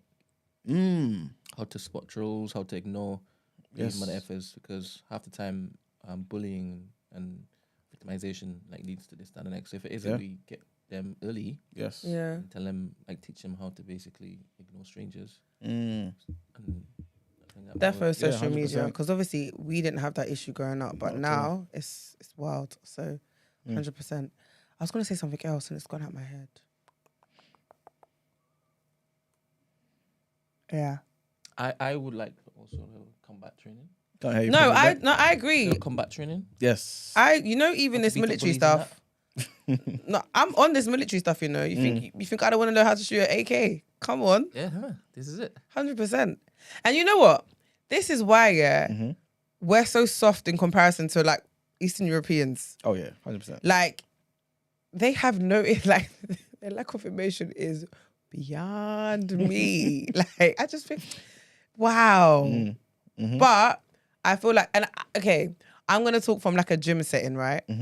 When you're in the gym, you can always spot the Eastern Europeans from a mile away based on how they train. And I'm not just talking about the men, even the women, their physiques are crazy based on how they train. You can tell they're very disciplined and everything's very like, one thing about them that I do admire is their level of discipline. I will definitely say that. They get fit like chasing niggas, innit? We seen with them Ukrainians. Vexed that there's too much colour So they want to go back home. I mean, That's it's how too, they get their it's too muscles, man. multicultural. That, Chasing you know, niggas. that actually rattled me, you know. I thought, wow, go back to your war-torn country then. It's ridiculous. How And dare you? Our tax paying. Do you know what I mean? That's what happens, man, when you help people. To be fair. Anyway. To be fair. So financial literacy, Yeah, definitely. combat training. Mm-hmm. Okay. What would you say to those that then say, okay, the bullies are already stronger than the average person, right? You're now giving the bullies Even bigger even voice. more. You know what I'm saying? Like, now this guy can put you in a crazy headlock. To be honest, you should really be pairing up the bullies with the weak ones, right? And Okay. obviously, in that particular governed scenario, the bully can't really do stuff proper, right? So it gives the weaker one time to learn the bully's strengths, weaknesses, so that when they're in the playground, it's a more equal fight. And then that the weaker one could probably use little negotiation skills and, you know, gets a team together, little victims. You're annoying. Rush the bully. He said a team of little victims. Maybe that's another thing you can teach them, how to assess the situation Okay. and manage expectations, and then plot to overthrow a foe. I would send my child to Yeah. that school. Yeah. Interesting. Yeah. So would you pay extra to send your child to that type of school? Yeah, I would. Because I believe that, one, when they play football and stuff with other schools that don't have that type of... They're going to be at an advantage. Yeah. It will get them ready for the world. I want my child to conquer all of them. Big Be on facts. top. I want my hear child it. to be like Kevin. I'm saying so. No simping! Shout out you, Kevin. Oh, man. What is wrong with being a simp, though? What's a simp? Kevin, please give us a nice definition. What is the of simp. definition of a simp? Because Yes. it seems like no one wants to be a simp, but is simping actually a bad thing? Well, all right. Brother When Kevin, we get Kevin's definition, we we'll await your analyse- we'll definition analyse and it. your response. Alright, so- Okay. A simp is slang for a person, typically a man, who is desperate for the attention and affection of someone else, typically a woman. That's a simp? That's why I don't think it's bad. Like, my man can be a simp for me. But you Of say course. desperate. Yes. Innit? Desperation. Little thirsty. That's good. My man should be thirsty for me. Okay, for just you, innit? Yes. Yeah, but what about when he doesn't have you? He should just be out here simping. Is that a suck No. up, right? A kiss ass. Yeah, I my think so, my yeah. man should Lick kiss bum my. hole person. He should kiss my ass. What? Yeah. Say it in a sentence so I could So you can put me on the internet and let them drag me. Oh man. God forbid. Hashtag passport bros. What passport Hashtag bros? passport bros. Who's passport Don't bros? worry. You find out on TikTok. No, you're actually annoying. My man. What about relationships? Mm-hmm. Do you think that could be taught in schools? Charlie, there's no hope. Mm. None. No. No? You know what it is? Relationships are just too subjective, in my opinion. Do you understand what I mean? So I just don't think you just can't. I don't think it's even something that can be taught. To be honest with you, So then everyone just has to figure it out. you have by to figure trial out and on your error. own and trial and error, because what works for one doesn't work for the other. And I think the problem also is, you see how now, like, everybody has expectations based on what they think or what they've been taught is the right way to do something. So sometimes you're not willing to, like, give leeway or compromise or whatever. Do you get what I mean? Mm-hmm. And it's because you're so stuck in your ways or set in your head of how something is meant to look. Whereas sometimes if you just let it flow, it could potentially be the best thing for you.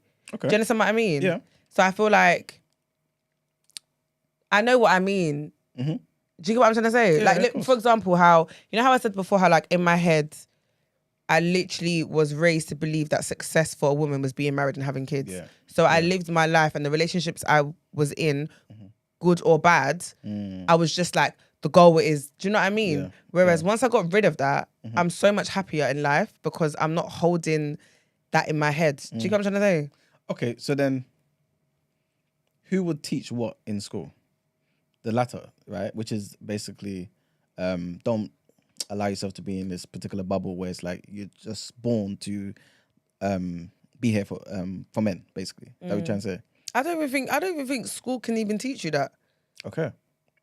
Do you get what I mean? Because I feel like the problem is there's no curriculum. So there's no right or wrong way. So whoever teaches you is gonna come based on their own agenda. And do you know what I mean? And their own thought process and their own experiences and stuff like that. So I feel like, yeah, you just, I don't know, man. I don't know. I don't think relationships should be taught in school though. Interesting. Consent should. 100%. Consent, definitely. Because them little whippersnappers be starting really From early. I think if a lot of us went back to school days, yeah, and looked at some of the treatment and some of the stuff that happened in school, that stuff wouldn't fly now, but it was normal back then. Yeah. Do you get what I mean? primary school or secondary school? Both. Even like boys touching girls' bums and stuff, like when you walk past in the corridor, or like, do you know what I mean? Like, or like touching up girls and all of that stuff. There's no consent there. But it's like, Yeah, but you know, yeah. do you get what I mean? Even if you like it or not, it's still not consent. Do you understand what I mean? And if you're not taught that, you might now go try it with somebody else and think because the girl allowed it, the other girl doesn't allow it, and then she reports it, and then now you're in a pickle and you're thinking, oh, but it was okay with her. Why isn't it okay? Because you weren't taught these things. Yeah, Do you get what I mean? I guess so. Yeah, true. What do you mean you guess so? No. I'm joking. I'm joking. Remember those tunnels that your peers used to form in the hallway in Blackheath Blue Coats, and then girls used to walk through it and get felt up? No, I wasn't part of that at all. I said your peers. I didn't say you. I didn't say you were there. Oh. Okay. I've heard of the ramblings of such things. It was crazy, man. There were girls getting fingered in science class, and then this one guy finished doing it, and then he smell like fish. Very terrible. People smell like. Sorry.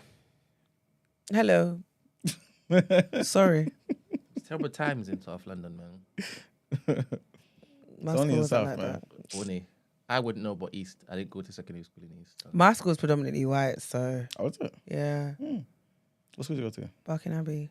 Look at me just putting my business out. I don't go there anymore, so I don't care. But yeah. Very white. Cool. Anyway, let's go on to our next headline. So, don't press nothing. All right, cool. Even though we knew.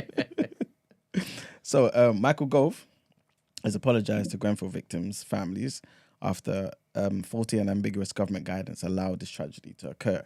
So, speaking to Sky News' Sophie Ridge on Sunday program, the Housing Secretary said it is undeniably the case that official guidance, which was widely seen to allow highly flammable cladding on tall buildings, was wrong. However, he added that responsibility for the fire at the residential tower block in North Kensington, West London, in June of 2017, which killed 72 people, extends beyond the Tory government. A public inquiry after the tragedy, chaired by Sir Martin Morbick, is yet to deliver its final report.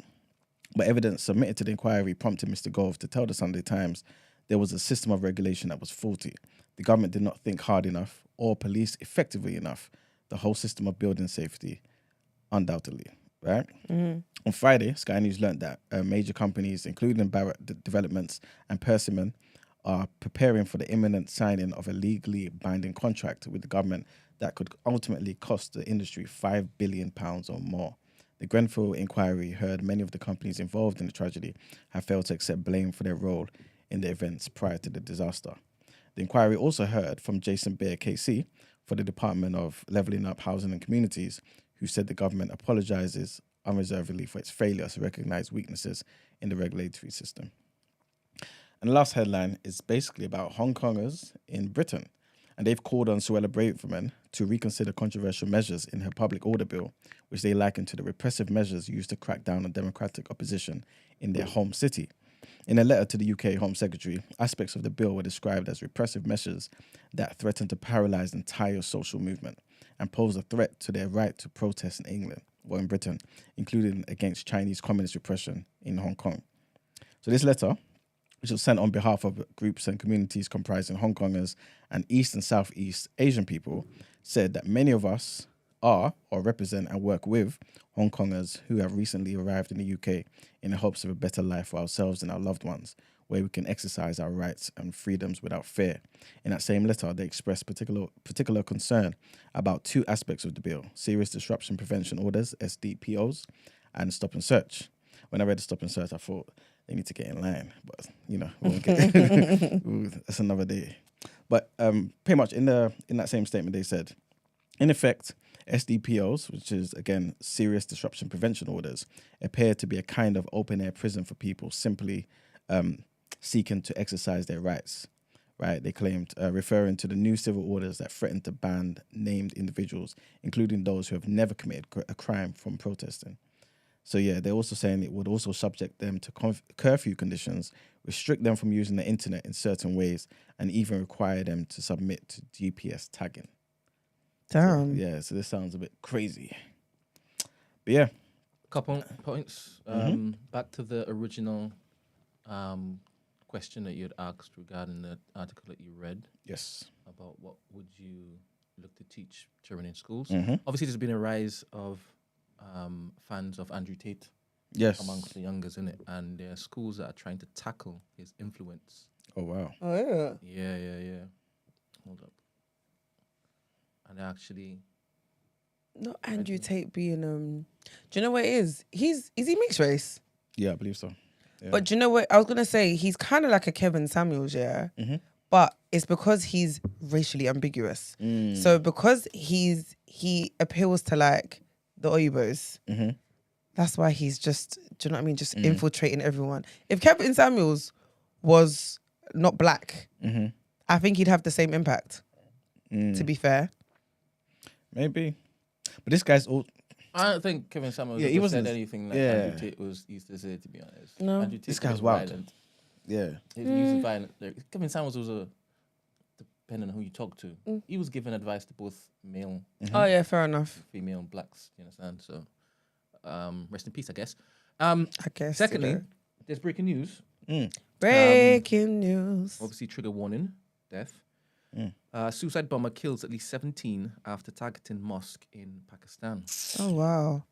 Shout out to Proverbs. Thank you very much. I'm gonna get one of these little tickers that go breaking news. No, just play. And I'll Just play the song from Dexter Daps. What's that? Breaking news.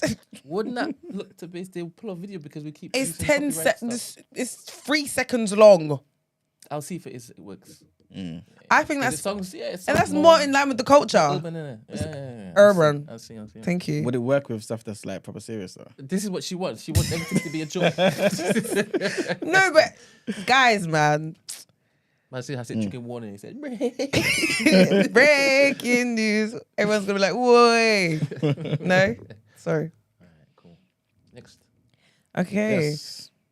You done? Mm-hmm. All right, cool. Let's get on to Word on Road.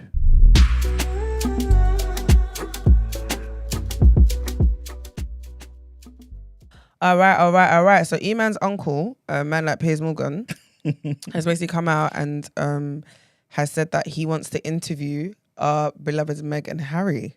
Who's beloved? Your beloved. Not my beloved. Your beloved Meg and Harry. Nope. Yeah, he wants to interview them, and he feels like once they obviously have this interview, everyone will be able to move on. Okay. So he said, I think it would be one of those meetings of minds where we could get it all off our chest and just move on. Do you think that's possible though? Because he's been scorned. Like he's been on this Meghan train for a very long time. I think it's even become part of his brand now. Yeah, pretty much. And I think that's what he uses to stay relevant, to be honest with you. So I don't think it's a case of him being able to move on. To be fair, yeah, obviously I don't want to come to Piers' defense, but I don't think he needs them to be relevant at all. He's a strong personality. He interviews people who are much more exciting, much more intelligent than them. You know what I'm saying? So if he sticks to that, he'll be fine.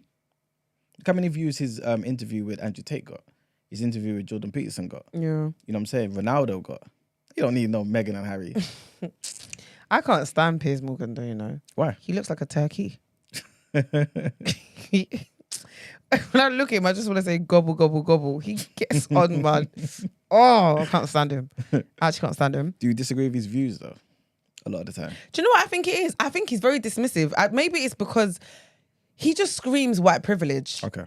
And I think that's what I don't like. And I don't think he's not open-minded. Like, I think he's very stuck in his ways. And when challenged, even if it's a case of like, I feel like he's got too much pride to be like, do you know what? Do you know what I mean? I've never really seen him like, not double back, but do you know what I mean? Just put up his hands and admit he's wrong. Like, I feel like and the thing is, I don't really care about Meghan and Harry, yeah? But like, when he's been accused of some of the things, it's just like, no, that's not the case. And it's like, bro, even Stevie Wonder can see that it is. Like, just be a man. Yeah. Do you know what I mean? And put your hands up. That's what it is that I can't stand about him. Yeah. I hear you. What I like about him, though, yeah, is that in certain subjects, certain guests and whatnot, he would challenge certain stupidity. You know what I'm saying? And that's what I like. I feel like a lot of people, especially white people anyway, are dancing around topics that you need to be very direct on. And he will make sure, well, sometimes anyway, that he's direct. And you know what I'm saying? Like, I mean, he's not scared to piss people off, and he's not scared to ask questions that, you know, he's not scared to ask those like hard questions. So I'll give him that. Yeah. And that's probably why he's really successful in terms of like his interviews and stuff, because you know that he's going to get to the meat. Yeah, exactly. I never forget, I remember watching the clip of one lady, one of these transgender activists on the show. And obviously, she was welcomed onto the show, this and that. No one was being bad. She has the right to speak, right? As everyone should be allowed and whatnot. But she said stupid things. Like, for example, she said, a trans man should be able to fight in boxing a man who was born a man, for example. So somebody who was a woman, right? And, for example, starts taking hormones, testosterone and stuff, after a year, certain therapies, this and third, is a man, right? And so should be allowed to fight a naturally born man as well, because it's an equal playing field. You know what I'm saying? You know what I'm saying? Yeah. Go on, what are you going to say? Why is that stupid? Wow. Why? Yeah. Because it's a woman. It's a Because person was born a woman. No, because my thing is... she understands. Okay. Let me explain again. No, because the reason why I'm asking that is because if you've taken these hormones and stuff, do you now not have an advantage over a woman? No. So... No. No, yeah. No, do you not now you have an advantage over a woman. Do you not now have an advantage over a woman? You gave wasn't from a previous man to a woman, was it? It was from a woman to a man. Yes. Man, you getting into the ring with Bivol. I know. Exactly. No, I know. I'm very aware. Let me ask. You didn't let me. This I said you didn't let me early land. in the combo bit. I'm very aware of what he said. Face your screen, my dear. As I was saying, Yeah. If you are taking all these hormones and stuff, right? I'm asking, and remember, I was asking. I said, why is it You don't get stupid? stronger. So I'm asking, does that give you an advantage over someone like me? Yes. Wait. What are you saying? No, but remember, we haven't got to the point. Like it's stages. I know where she's going. And I'm going to present a solution. I'm also learning right now. Okay, cool. So basically, you've got two women, right? She's just said, just now, somebody who used to be a woman, an OG woman, right? Yes, OG woman. And she's now transitioned. Yep. Yes. Right? Yes. And she's squaring up against Gina. Yeah. Yes. Now she's now a man. Yep. Yes. But she used to be a woman. Yes. The hormones that she took Yes. gives her strength of the panther against her. Yeah, the Black Panther. How did the flipping hormones give her strength? Because testosterone, she'll become more aggressive. Oh, okay. There'll be certain advantages, 100%. Okay. But what I'm trying to say So is... that's why I'm asking. Yeah. That's why... Now do you understand what I mean? Because for me... No, if it doesn't give you the Facial screen. Not the purple stuff. Brighton, please. Facial screen. What I'm saying is, to me, if it means us two fighting, you've now got an advantage over me, then is that not fair? Because... It's not fair. Because you how haven't we spent years in this particular muscle. Even if you spend 100 years. So you're wearing a heavy suits. So for me... Yes. I'm just like, Cool. Go be with the man them. No, but basically, what will happen is... This is violence. No, but what will happen... How is this violence? Let's play along with this. Go. No, because you're feeding me to the wolves. I'm trying to pull you out. No, but I need to understand why I'm going to get fed to the wolves. Basically, no. Hold on, yeah. Because I need to understand why I'm going to... Brent. I like your level of working out, to be honest. I like it. No, because I don't get how this is going to feed me to the wolves. I need to understand why. What am I saying that's wrong? Because, basically, the first thing you're saying is right, yeah? Okay, cool. But the ramifications of the other thing is horrible. Basically, what it is you've got somebody who's born a woman. Yes, she's taking testosterone, but she's not a man. She's not a man biologically, right? A man who's been a man for 30 years will kill her in a ring. You know what I'm saying? So yes, she has an advantage. I don't want her to die. But... a bit. Huh? No, what I'm trying to say, basically, how we solve this is by having a trans category. Okay, that one, that's fine. Yeah. So if you're a born man and you want to be a woman, and you fight another born man, that makes sense. That's fine. I just don't think I should have got fed to the wolves because I'm not saying that you should go in there and die, but I'm just saying if we're looking at it based on like fairness. I'm even questioning Emmanuel's science, to be honest. Because in my head, I probably don't know. I'm learning right now. Let me give you an example. Okay, so you know what I spoke about the SAS thing, yeah? Yes. So we had a transgender person like audition, right? Okay. And it was a man who had transitioned into a woman. Okay. Right? So she stayed in my room actually. Right? So was it a full transition? So everything's gone? I don't think so though. See what I'm saying? She wasn't dangerous. She hadn't fully transitioned, if that makes sense. Yeah. But she presented as a woman. Yeah. But she hadn't fully transitioned. And some of the girls were complaining because they were like, if we're obviously you've got to pick a certain amount of women and a certain amount of men. Yeah. And she has an advantage over everyone here in terms of like, do you get what I mean? Share the joke. No, I can't say this one. You're on air. You have to say it now. That's the rules of this. It's what Daz said, isn't it? No, I'm gonna go and read it. Daz said, "Oh, bye. I'm going." See what I'm saying? I'm actually going because it's not me. I'm not even laughing at that. It's not me. It was something else Brent told me earlier.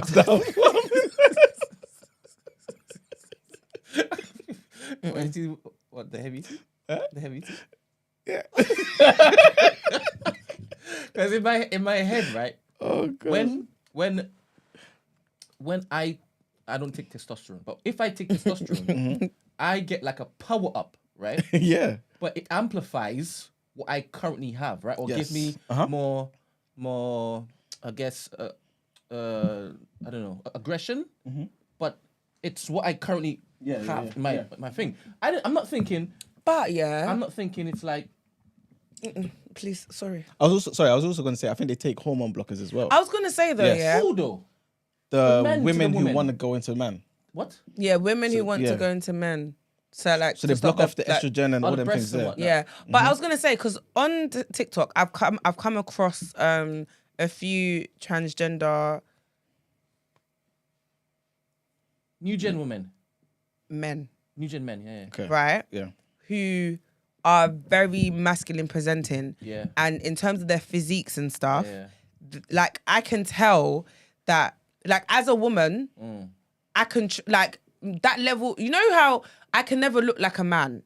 Yeah. Like training, like naturally right now, right? And if I was to, it's because I've either taken roids or whatever. Yeah. So it's that I've got that advantage. I've seen some women looking blonks. Not blonks, but you know what? Transgender thing. No, but you know what I mean. No, but you know what I mean. Do you get what I'm trying to say?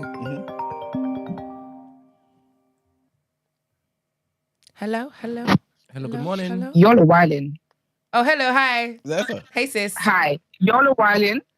We need to move on to the next thing, please. I haven't got my iPad, but whatever's next on the agenda is what we need to go to. Why? Because nobody's speaking about branding industry. Oh. And Ivan is laughing way too heavily. No, do you know what it is? For something Brent told him 2 hours ago. I don't know what the joke is either. No, I would like to have a job to come back to. Oh damn! She thinks we're gonna get That's get what I'm cancelled. Thanks, Mum. We'll kick on. Yes. Thank Okay. you. Bye. Okay. We did say trigger warning when we started, right? I think we need more than that. Oh, okay, cool. Let's just stop talking about it. See, this is To be honest, why I I actually don't. thought you were this asking is- valid questions. That's No, what, no, but this the is why thing I'm saying is- I don't get why I'm gonna. I don't. You're not going to do it. No. Honestly though, like on a very serious thing, yeah, it's those are not stupid questions, right? And the solution has been put through and forward by one of the heads of the boxing commissions. Yeah, Suleiman. And basically, they're actually going to be forming a Correct, transgender Okay, category. and that makes sense, and that I understand. And in the Olympics as well. Yeah. Okay, that It's makes necessary, sense. yeah. No, in that sense, fair. I just didn't understand, which is why I asked those questions in the beginning. But anyway, sorry. Moving I on think it to would be easier if it is I have a child that wants to be one, and then I have to learn on the spot, innit? That's probably the best education. fair enough. Experience is the best teacher.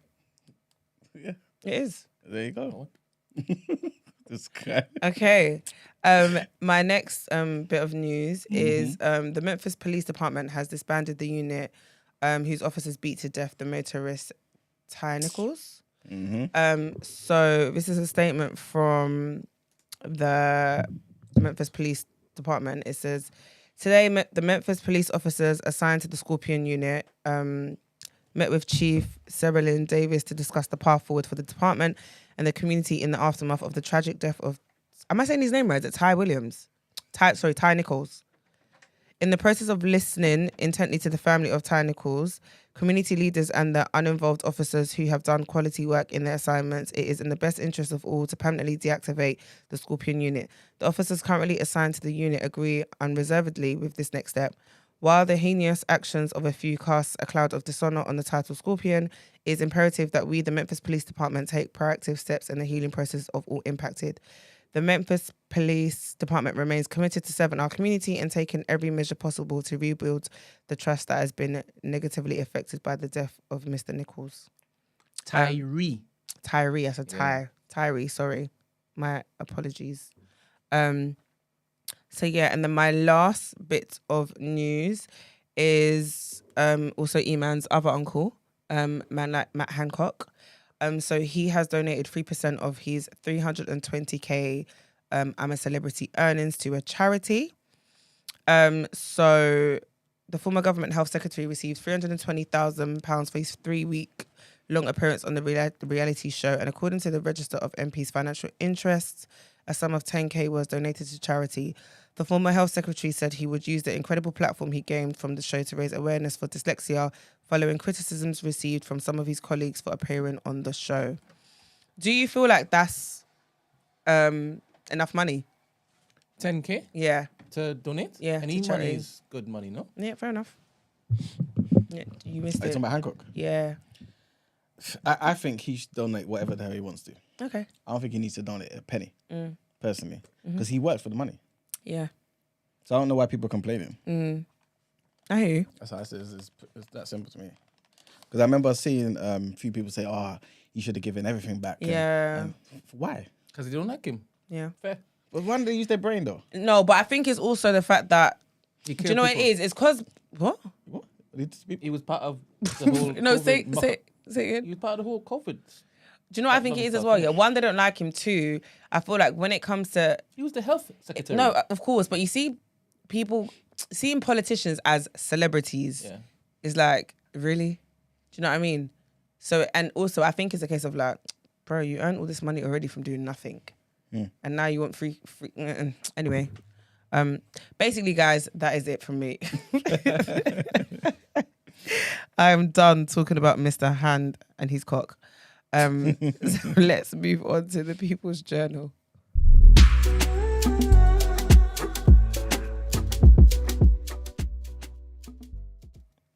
All right, people. Welcome to the People's Journal. I'll give you the news from an economics point of view. So the first thing I want to talk about, is Jeremy Hunt and basically his speech or whatever it was he calls it on Friday. So basically, this particular budget, it just lacked a lot of detail. Long story short, remember last Friday I was talking about this particular thing and basically saying on Monday, obviously I will give more details and stuff. But yeah, I'm obviously not the only person who thought that a lot of businesses are coming out basically saying just lacks detail. He's talking about certain things. Basically, he had a strategy, and he says he's going to focus on 4 pillars, which he calls the 4 E's, yeah? Enterprise, education, employment, and everywhere. And everywhere, yeah. And so basically, somebody was like, look, he should add in a 5th E and just say empty. Because there was nothing he was really saying. You know what I'm saying?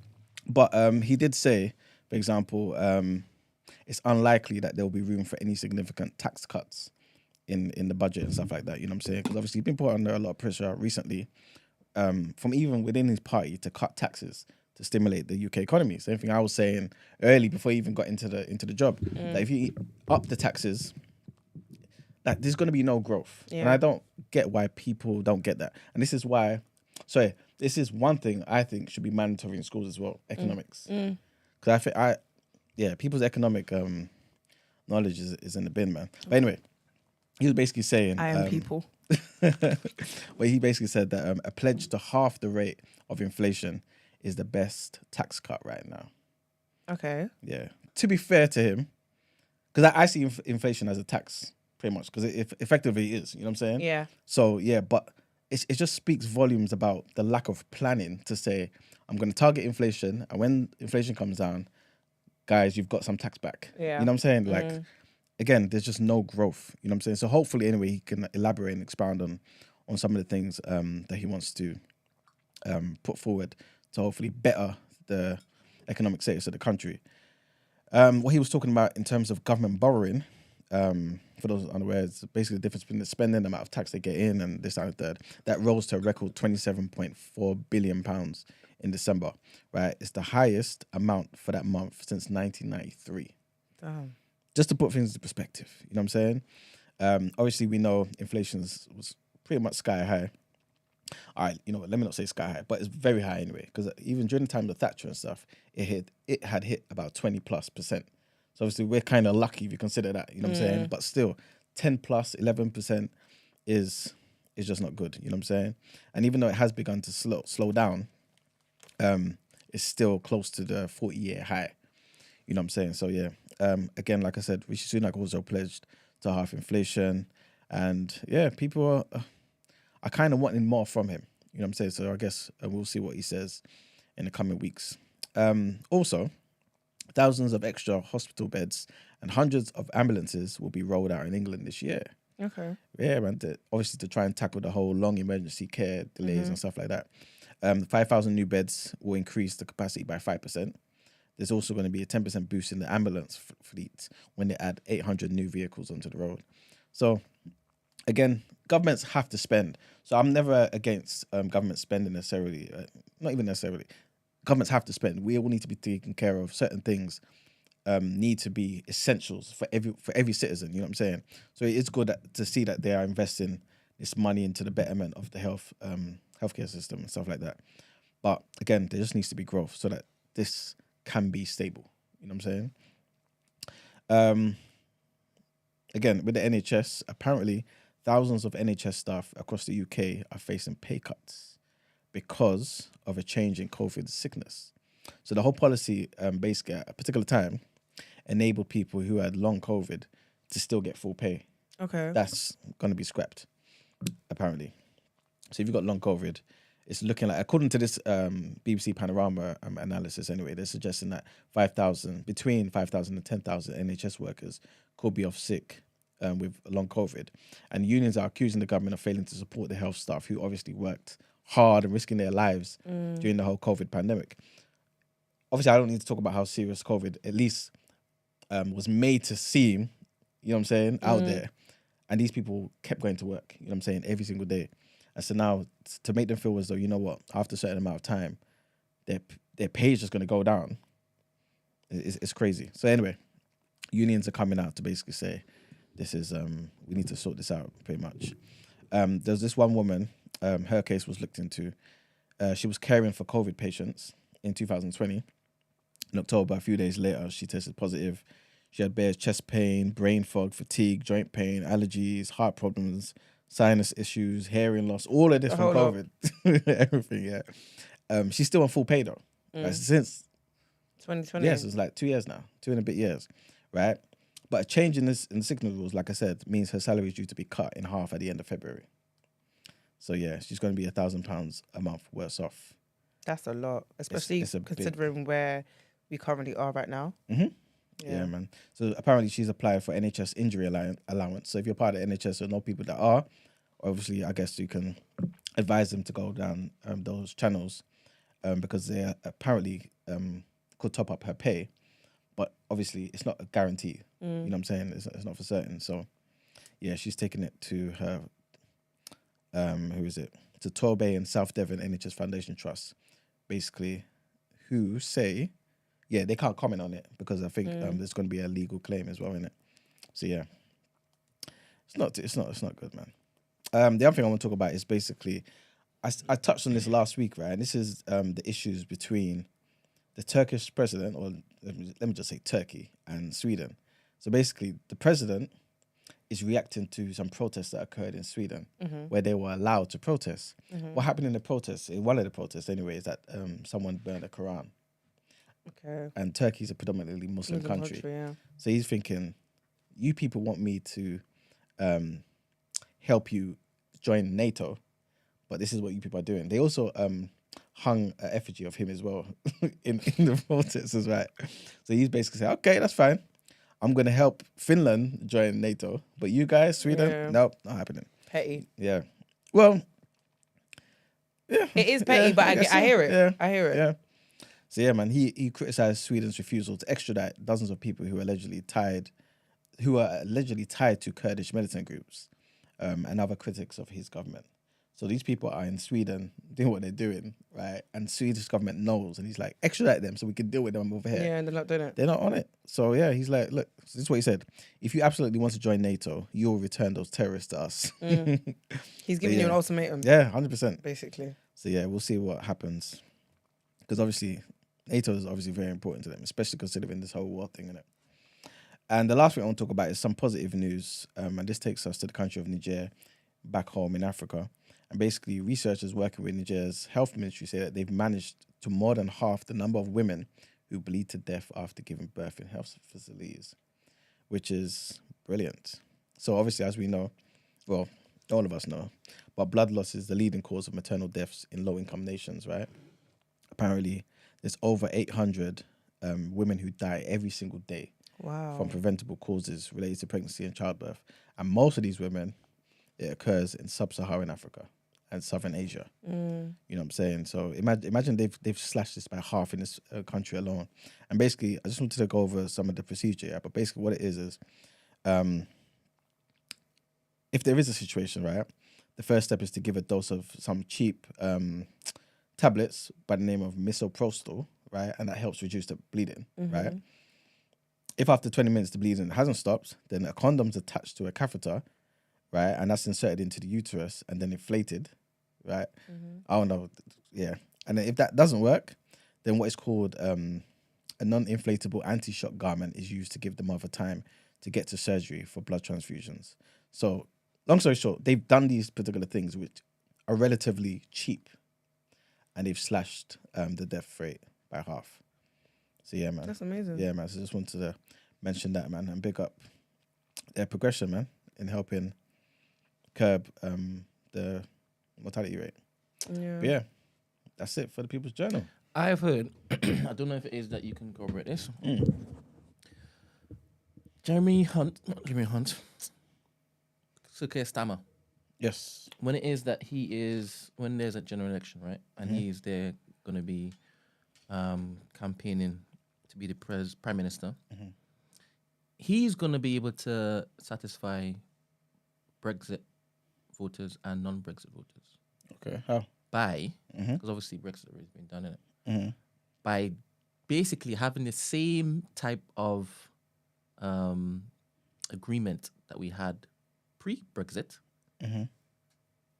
by just changing standards and getting it to be the same as it was before, just behind the scenes though.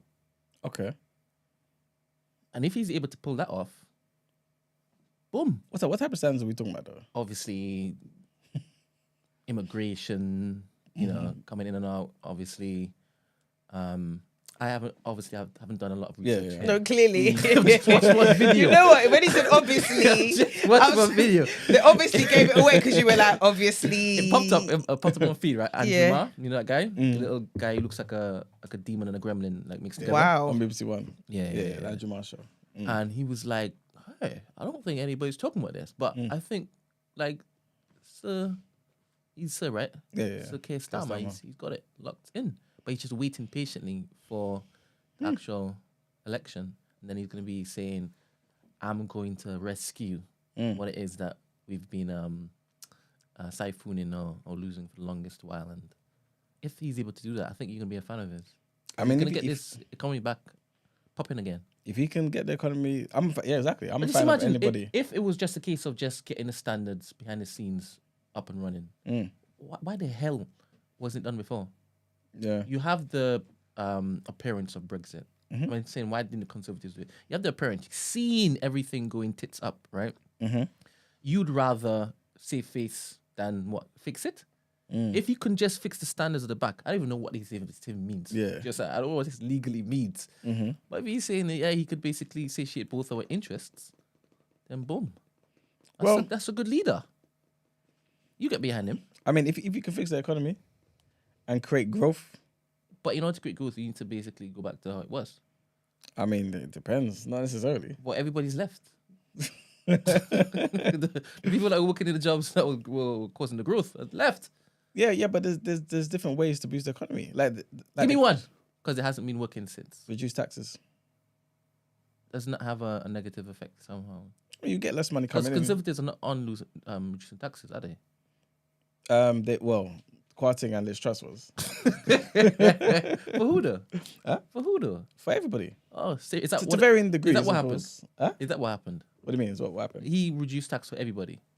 Yeah, to varying degrees. Yeah, so it's obviously the top percentile had a lot more tax reduced than those at the bottom. All right. But everyone still reduced their thingy. You know what I'm saying? So personally, typically anyway, based on history, if you reduce taxes, there's going to be some type of growth. Funny you say that, yeah. Do you know someone by the name of Joseph Stiglitz? Yes. All right. Are you sure? He doesn't know him. Look, he doesn't know who he is. Anyway, so Joseph Stiglitz, right? He's a Nobel Prize winning economist, right? He's one of the most popular economist guys now, right? What was the air quotes for? No, because obviously it'll make sense after. So anyway, this guy, yeah. So he's won a Nobel Prize. So obviously I can't challenge the guy in it. You know what I'm saying? I'm not going to try. But this is what he called for. He called for the super rich to be subjected to taxes as high as 70% to help tackle widening inequality. I think that's one of the most stupidest things I've ever heard in my life. Like, all of my life, ever. You know what I'm saying? So basically what he's saying is, where is it? Anyway. Well, you can be an economist and be a socialist, right? Oh, yeah, 100%. Okay. Yeah, 100%. But you're just wrong. You know what I mean? Typically, innit? But he's not even full-blown socialist. He's more Keynesian. So he's more centery. You know what I'm saying? He believes in a lot of government intervention and all that type of stuff. You know what I'm saying? So yeah, I don't agree with him. But this is what he said. He said people at the top might work a little bit less if you tax them more. But on the other hand, our society gains in having a more egalitarian, cohesive society. Obviously, this is just pure theory, innit? But the key thing I wanted to point out here is him saying people at the top might work less. I've been saying this on the show for the longest while. People are like, no, it's just theory. Hey, man, you're wrong. This, that, and that. No, history is saying, even this guy is saying, who I disagree with, is basically you increase taxes. The people at the top, there's no real incentive to work harder. You know what I'm saying? To innovate. All you're doing is just taking money from people and giving to others. And typically the people you're giving it to, of course they need it, but they're not typically the ones who create growth. It's just not the best thing. So why would they look to work less if it is that they know that if they work less, they aren't going to be generating those same profit margins? Is it because they won't get as tax marched? Are they what they're vex? It's saying, all right, we're protesting. No, it's not really. It's just there's no real incentive to work harder. Like typically, it's kind of like you saying with the whole SAS thing. If you were going to be on a show, like let's just say you went to the show and they were like, "Oh, there's a 50% chance of you making it. You put in X amount of effort." If they said there's a higher chance of you making it, and this a certain amount of things could come from this, you're going to find the strength to work harder. That's just typically what happens. So because the you're people rewarded with more. no money and they're taxed. People with Yeah. no money. The people, the 99% Okay. who are at the 1%. Yeah. The ones at the bottom, right? Obviously not 99%. Yeah. They're gonna work harder because they need to basically eat. Yes. Not necessarily. It depends on how much money's coming from the top. Because if there's money Listen that's carefully. Yeah. You just said that the people at the top, if Yeah. they're taxed more, they work less. yeah. The people at the bottom, if they're taxed more, they'll work more. This is your theory, right? I didn't say they're gonna work more. With you saying that, isn't there like a Not if necessarily. this happens, then this not is necessarily happening. because All right, what so the people at the bottom, what will incentivize them to work more? lower taxes. And the people at the top. Everybody lower taxes. Oh, so you're just saying everybody? Okay. because the amount of people who say I'm not gonna work because it doesn't benefit me. Yeah. You lower the taxes. No, now. but I'm there thinking if it is that you raise the tax, you have to work more because you have to kind of break even. No, because There's more you need to basically do to basically get the money. Yeah. So 100% you have to do what you have to do, or trigger warning, jump in front of a train. or rely on the government. So you can't find the Sponge. work. Exactly. And where does that money come from? The top. tax. Exactly. From the tax of the tax on the top. There's no incentive to Oh, work. so you're saying basically if they know the top's getting taxed heavy, the people at the bottom are gonna laze off, just dot off, because they're gonna get a windfall. It's Anyway, it's not necessarily. It's that's not. how As, you it's treat, not. treat Yeah. the standards. Yeah, but it's not. Exactly. There you go. Punish them. Shut the door offices, right? There you go. No, but honestly, yeah, it's more. No, so a we're thing not of- gonna shut the door offices. This is very good for people who are impoverished and whatnot. Very important. Yeah, Let's cool, need cool, to put that- 100%. But it's put extra just calls in. it's just more so a thing where if you know there's a safety net, you know what I'm saying, you just may not work as hard. You may not have tried to jump and catch that trapeze thing, right? If the board thingy was, you know what I'm saying, like if there were changes to that circumstance, you start But to I think see about that other the things same more. as the people at the top, though. If it is that they know that they're not getting taxed, Yeah, they will work less. if they're not getting taxed. Yeah, if they're not getting No. taxed as much as they should, they'll work less. No, because they you'd know work it's more. coming in anyway. No, but you would work more because you get more of what you're. You're just banging on greed, basically. It's not I think, necessarily greed, but if human I'm honest, beings, I think it can go both ways. Of course, it can, but he only Because- sees it as the Stiggett way. No, because Stiglitz is right. It's based on history. It's I based thought on you history. knew him. I thought you knew him. Sometimes I get things wrong. It's based on history, and it's just based on how human beings are. Everyone needs incentives to do more. I hear it. You know what I'm saying? And so if you allow me to keep more of my money, you may find that I may give more of myself. That's just how it is. You know what I'm saying? I wish Tariq was back from his holiday. Oh, Tweek will get bad. Oh, Tweek knows I'm right. You know what I'm saying? Tweek knows I'm right. You know what I'm saying? But yeah. Yeah, anyway. Yeah. You'd rather be in the 1% than the 99 anyway, right? 100%. And you too, Gina, obviously. Tough life and that. The softest. And that's the thing. Everyone would prefer to be in the 1%.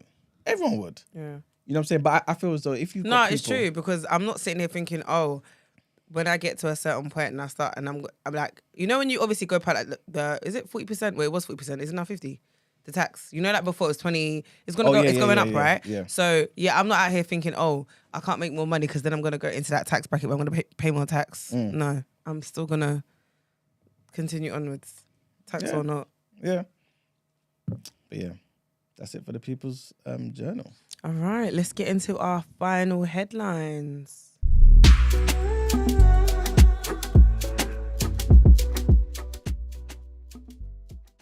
All right, so there's a big trigger warning on this one. And 6 British children have been taken into care in Austria after they were found to have been living in an abandoned wine cellar with their parents. Police have said that their father is a 54-year-old Austrian, is a member of the far-right Reichsbürger movement, and is a known Holocaust denier. Social services were called to the property in Opritz near the Czech border when locals became concerned for the children's welfare. But when they tried to get in, the father attacked them with pepper spray. People were called and the man was arrested. He has since been released on bail as an investigation is carried out. The children, aged between 7 months and 5 years, were taken with their mother to be checked out in hospital. Police spokesperson Stephen Lloydell said that they were in good health condition and were not neglected. The children are currently being looked after by social services. Local authorities said they believe the family were living in the illegal hideout for several months, but there had been complaints about them over the last few weeks. And the next headline, also a trigger warning, and a father and son from Walthamstow have been jailed for a combined total of 48 years after they robbed and murdered a man in Greenwich. Nuts. Yeah. The court heard that the father and son stabbed the 35-year-old Nathaniel Eyewu Ago in the heart after he chased them due to them robbing drugs and cash from him. Police said that the pair were prepared to use any form of violence necessary to protect their stolen property. The incident took place on Barge Walk in SE10 in Greenwich on June 2nd of last year. Ernesto Elliott, who's 45, and Nico Elliott, 23, of Walthamstow, were found guilty by a jury after a trial at the Old Bailey. The attack took place during broad daylight, and there was a number of witnesses, including an off-duty police officer, PC Luke Dowling, who called 999. PC Dowling was commended by the judge for his work for making sure that the forensic evidence was safe at the scene and for giving Nathaniel first aid. Nathaniel died in hospital on June 8th as a result of a fatal stab injury to his heart. Ernesto and Nico Elliott were arrested later that same day on suspicion of murder. Detectives used CCTV, mobile phones, and witness statements to confirm that the pair were there at the time of the robbery. Nico made no comment in the police station, but Ernesto claimed he attacked Nathaniel in self-defense. On January the 27th, last week, Ernesto Elliott was sentenced to life imprisonment with a minimum term of 26 years and a concurrent sentence of 12 years imprisonment for robbery. And Nico Elliott, his son, was sentenced to life imprisonment with a minimum term of 22 years and a concurrent sentence of 10 years imprisonment for robbery. And the last headline seemed like some good news on the surface anyway, but Canada has agreed to facilitate talks to end a conflict in Cameroon. So the government of Cameroon and different groups involved in a separatist conflict in the country have agreed to take part in a process aimed at resolving the situation. There's been no comment from the parties involved except from the Canadian government, who's basically made that statement. But Canadian newspaper La Presse quotes an anonymous source in Prime Minister Justin Trudeau's office as saying that there had already been 3 secret meetings, and the 5-year conflicts in Cameroon's 2 English-speaking regions of the Northwest and Southwest has claimed thousands of lives, while forcing more than 1 million to flee to French-speaking areas and a further 80,000 to take refuge in next-door Nigeria. In a statement from Ottawa, the Canadian government announced that it had accepted the role of facilitator. The Foreign Ministry said, Canada welcomes the agreement by the parties to enter a process to reach a comprehensive, peaceful and political resolution of the conflict. For those unaware, the war has its roots in grievances that date back to the end of colonialism, when British-controlled territory was unified with French areas to create what is now known as Cameroon. Many English-speaking Cameroonians have felt marginalised ever since and have opposed what they see as attempts by the government, which is dominated by the French-speaking majority, to force them to give up their way of life, including their language, history, and education and legal systems. Canada says the agreement to enter a formal process is a critical first step toward peace and a safer, more inclusive and prosperous future for civilians affected by the conflict. Also, a previous effort at mediation by Switzerland failed to end the war. So yeah, hopefully Canada could do something different. That's the end of the headlines. All right. So, are you lot going to talk about sports? Because I got nothing to say. So Just reports. Yeah, it'll be quick. okay. So let's get into the reaction.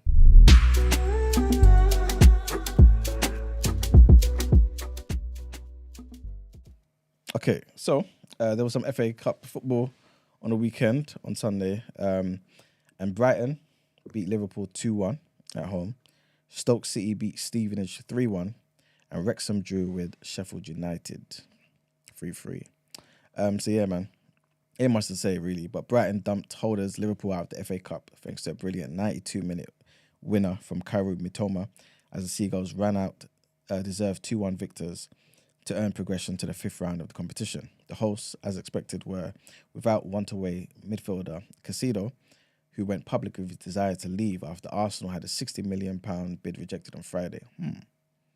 The manager, Roberto De Zerbi, said in the post-match interview, "We are ready to go forward without him.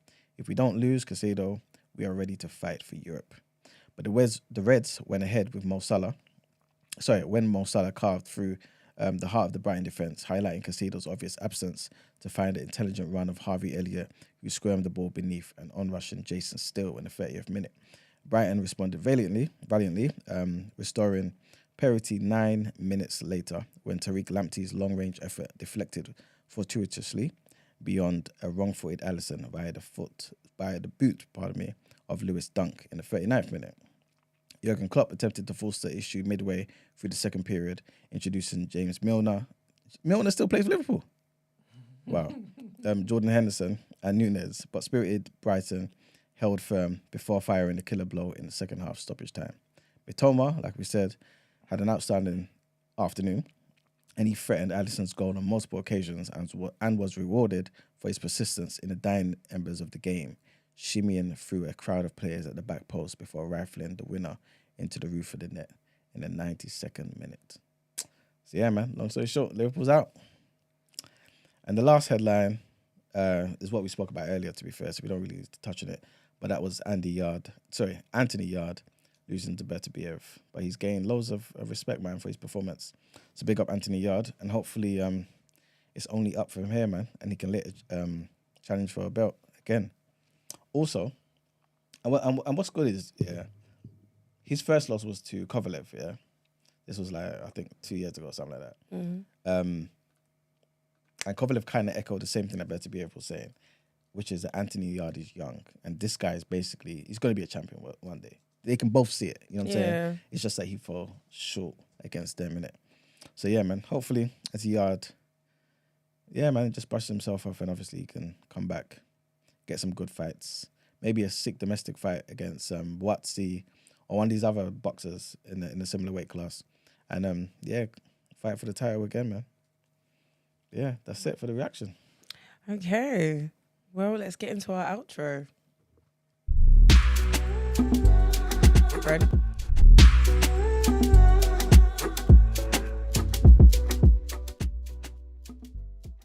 So guys, thank you for tuning in today. I forgot to mention this when we first started, but if you haven't already, please like the video. I hope me and Eman and Brent did you guys justice today and brought you a lit show. I think we did personally, to be honest with you. Even though we were misunderstood regarding our conversation. No. I know, but she clarified. It wasn't the combo. It was the hee ha ha. Oh, Emmanuel. It's always Emmanuel, man. I'm innocent. Anyway, yeah. So, regardless, I hope we brought you joy and news and great vibes this morning. And clips for the passport bros. Listen, I'm not. I will drag you by your throat. I'm not. Publicly. No clipping. Yeah. But yeah, guys, as I said, make sure you like the video if you haven't already. Don't forget to send in any sis, what would you do, or asking for a friend, and let us know which one it is for, to the day after at the new black with an x.com. And voice notes and text messages can be sent to 07564 841 073. And we'll catch you guys tomorrow. Peace. We out. Peace.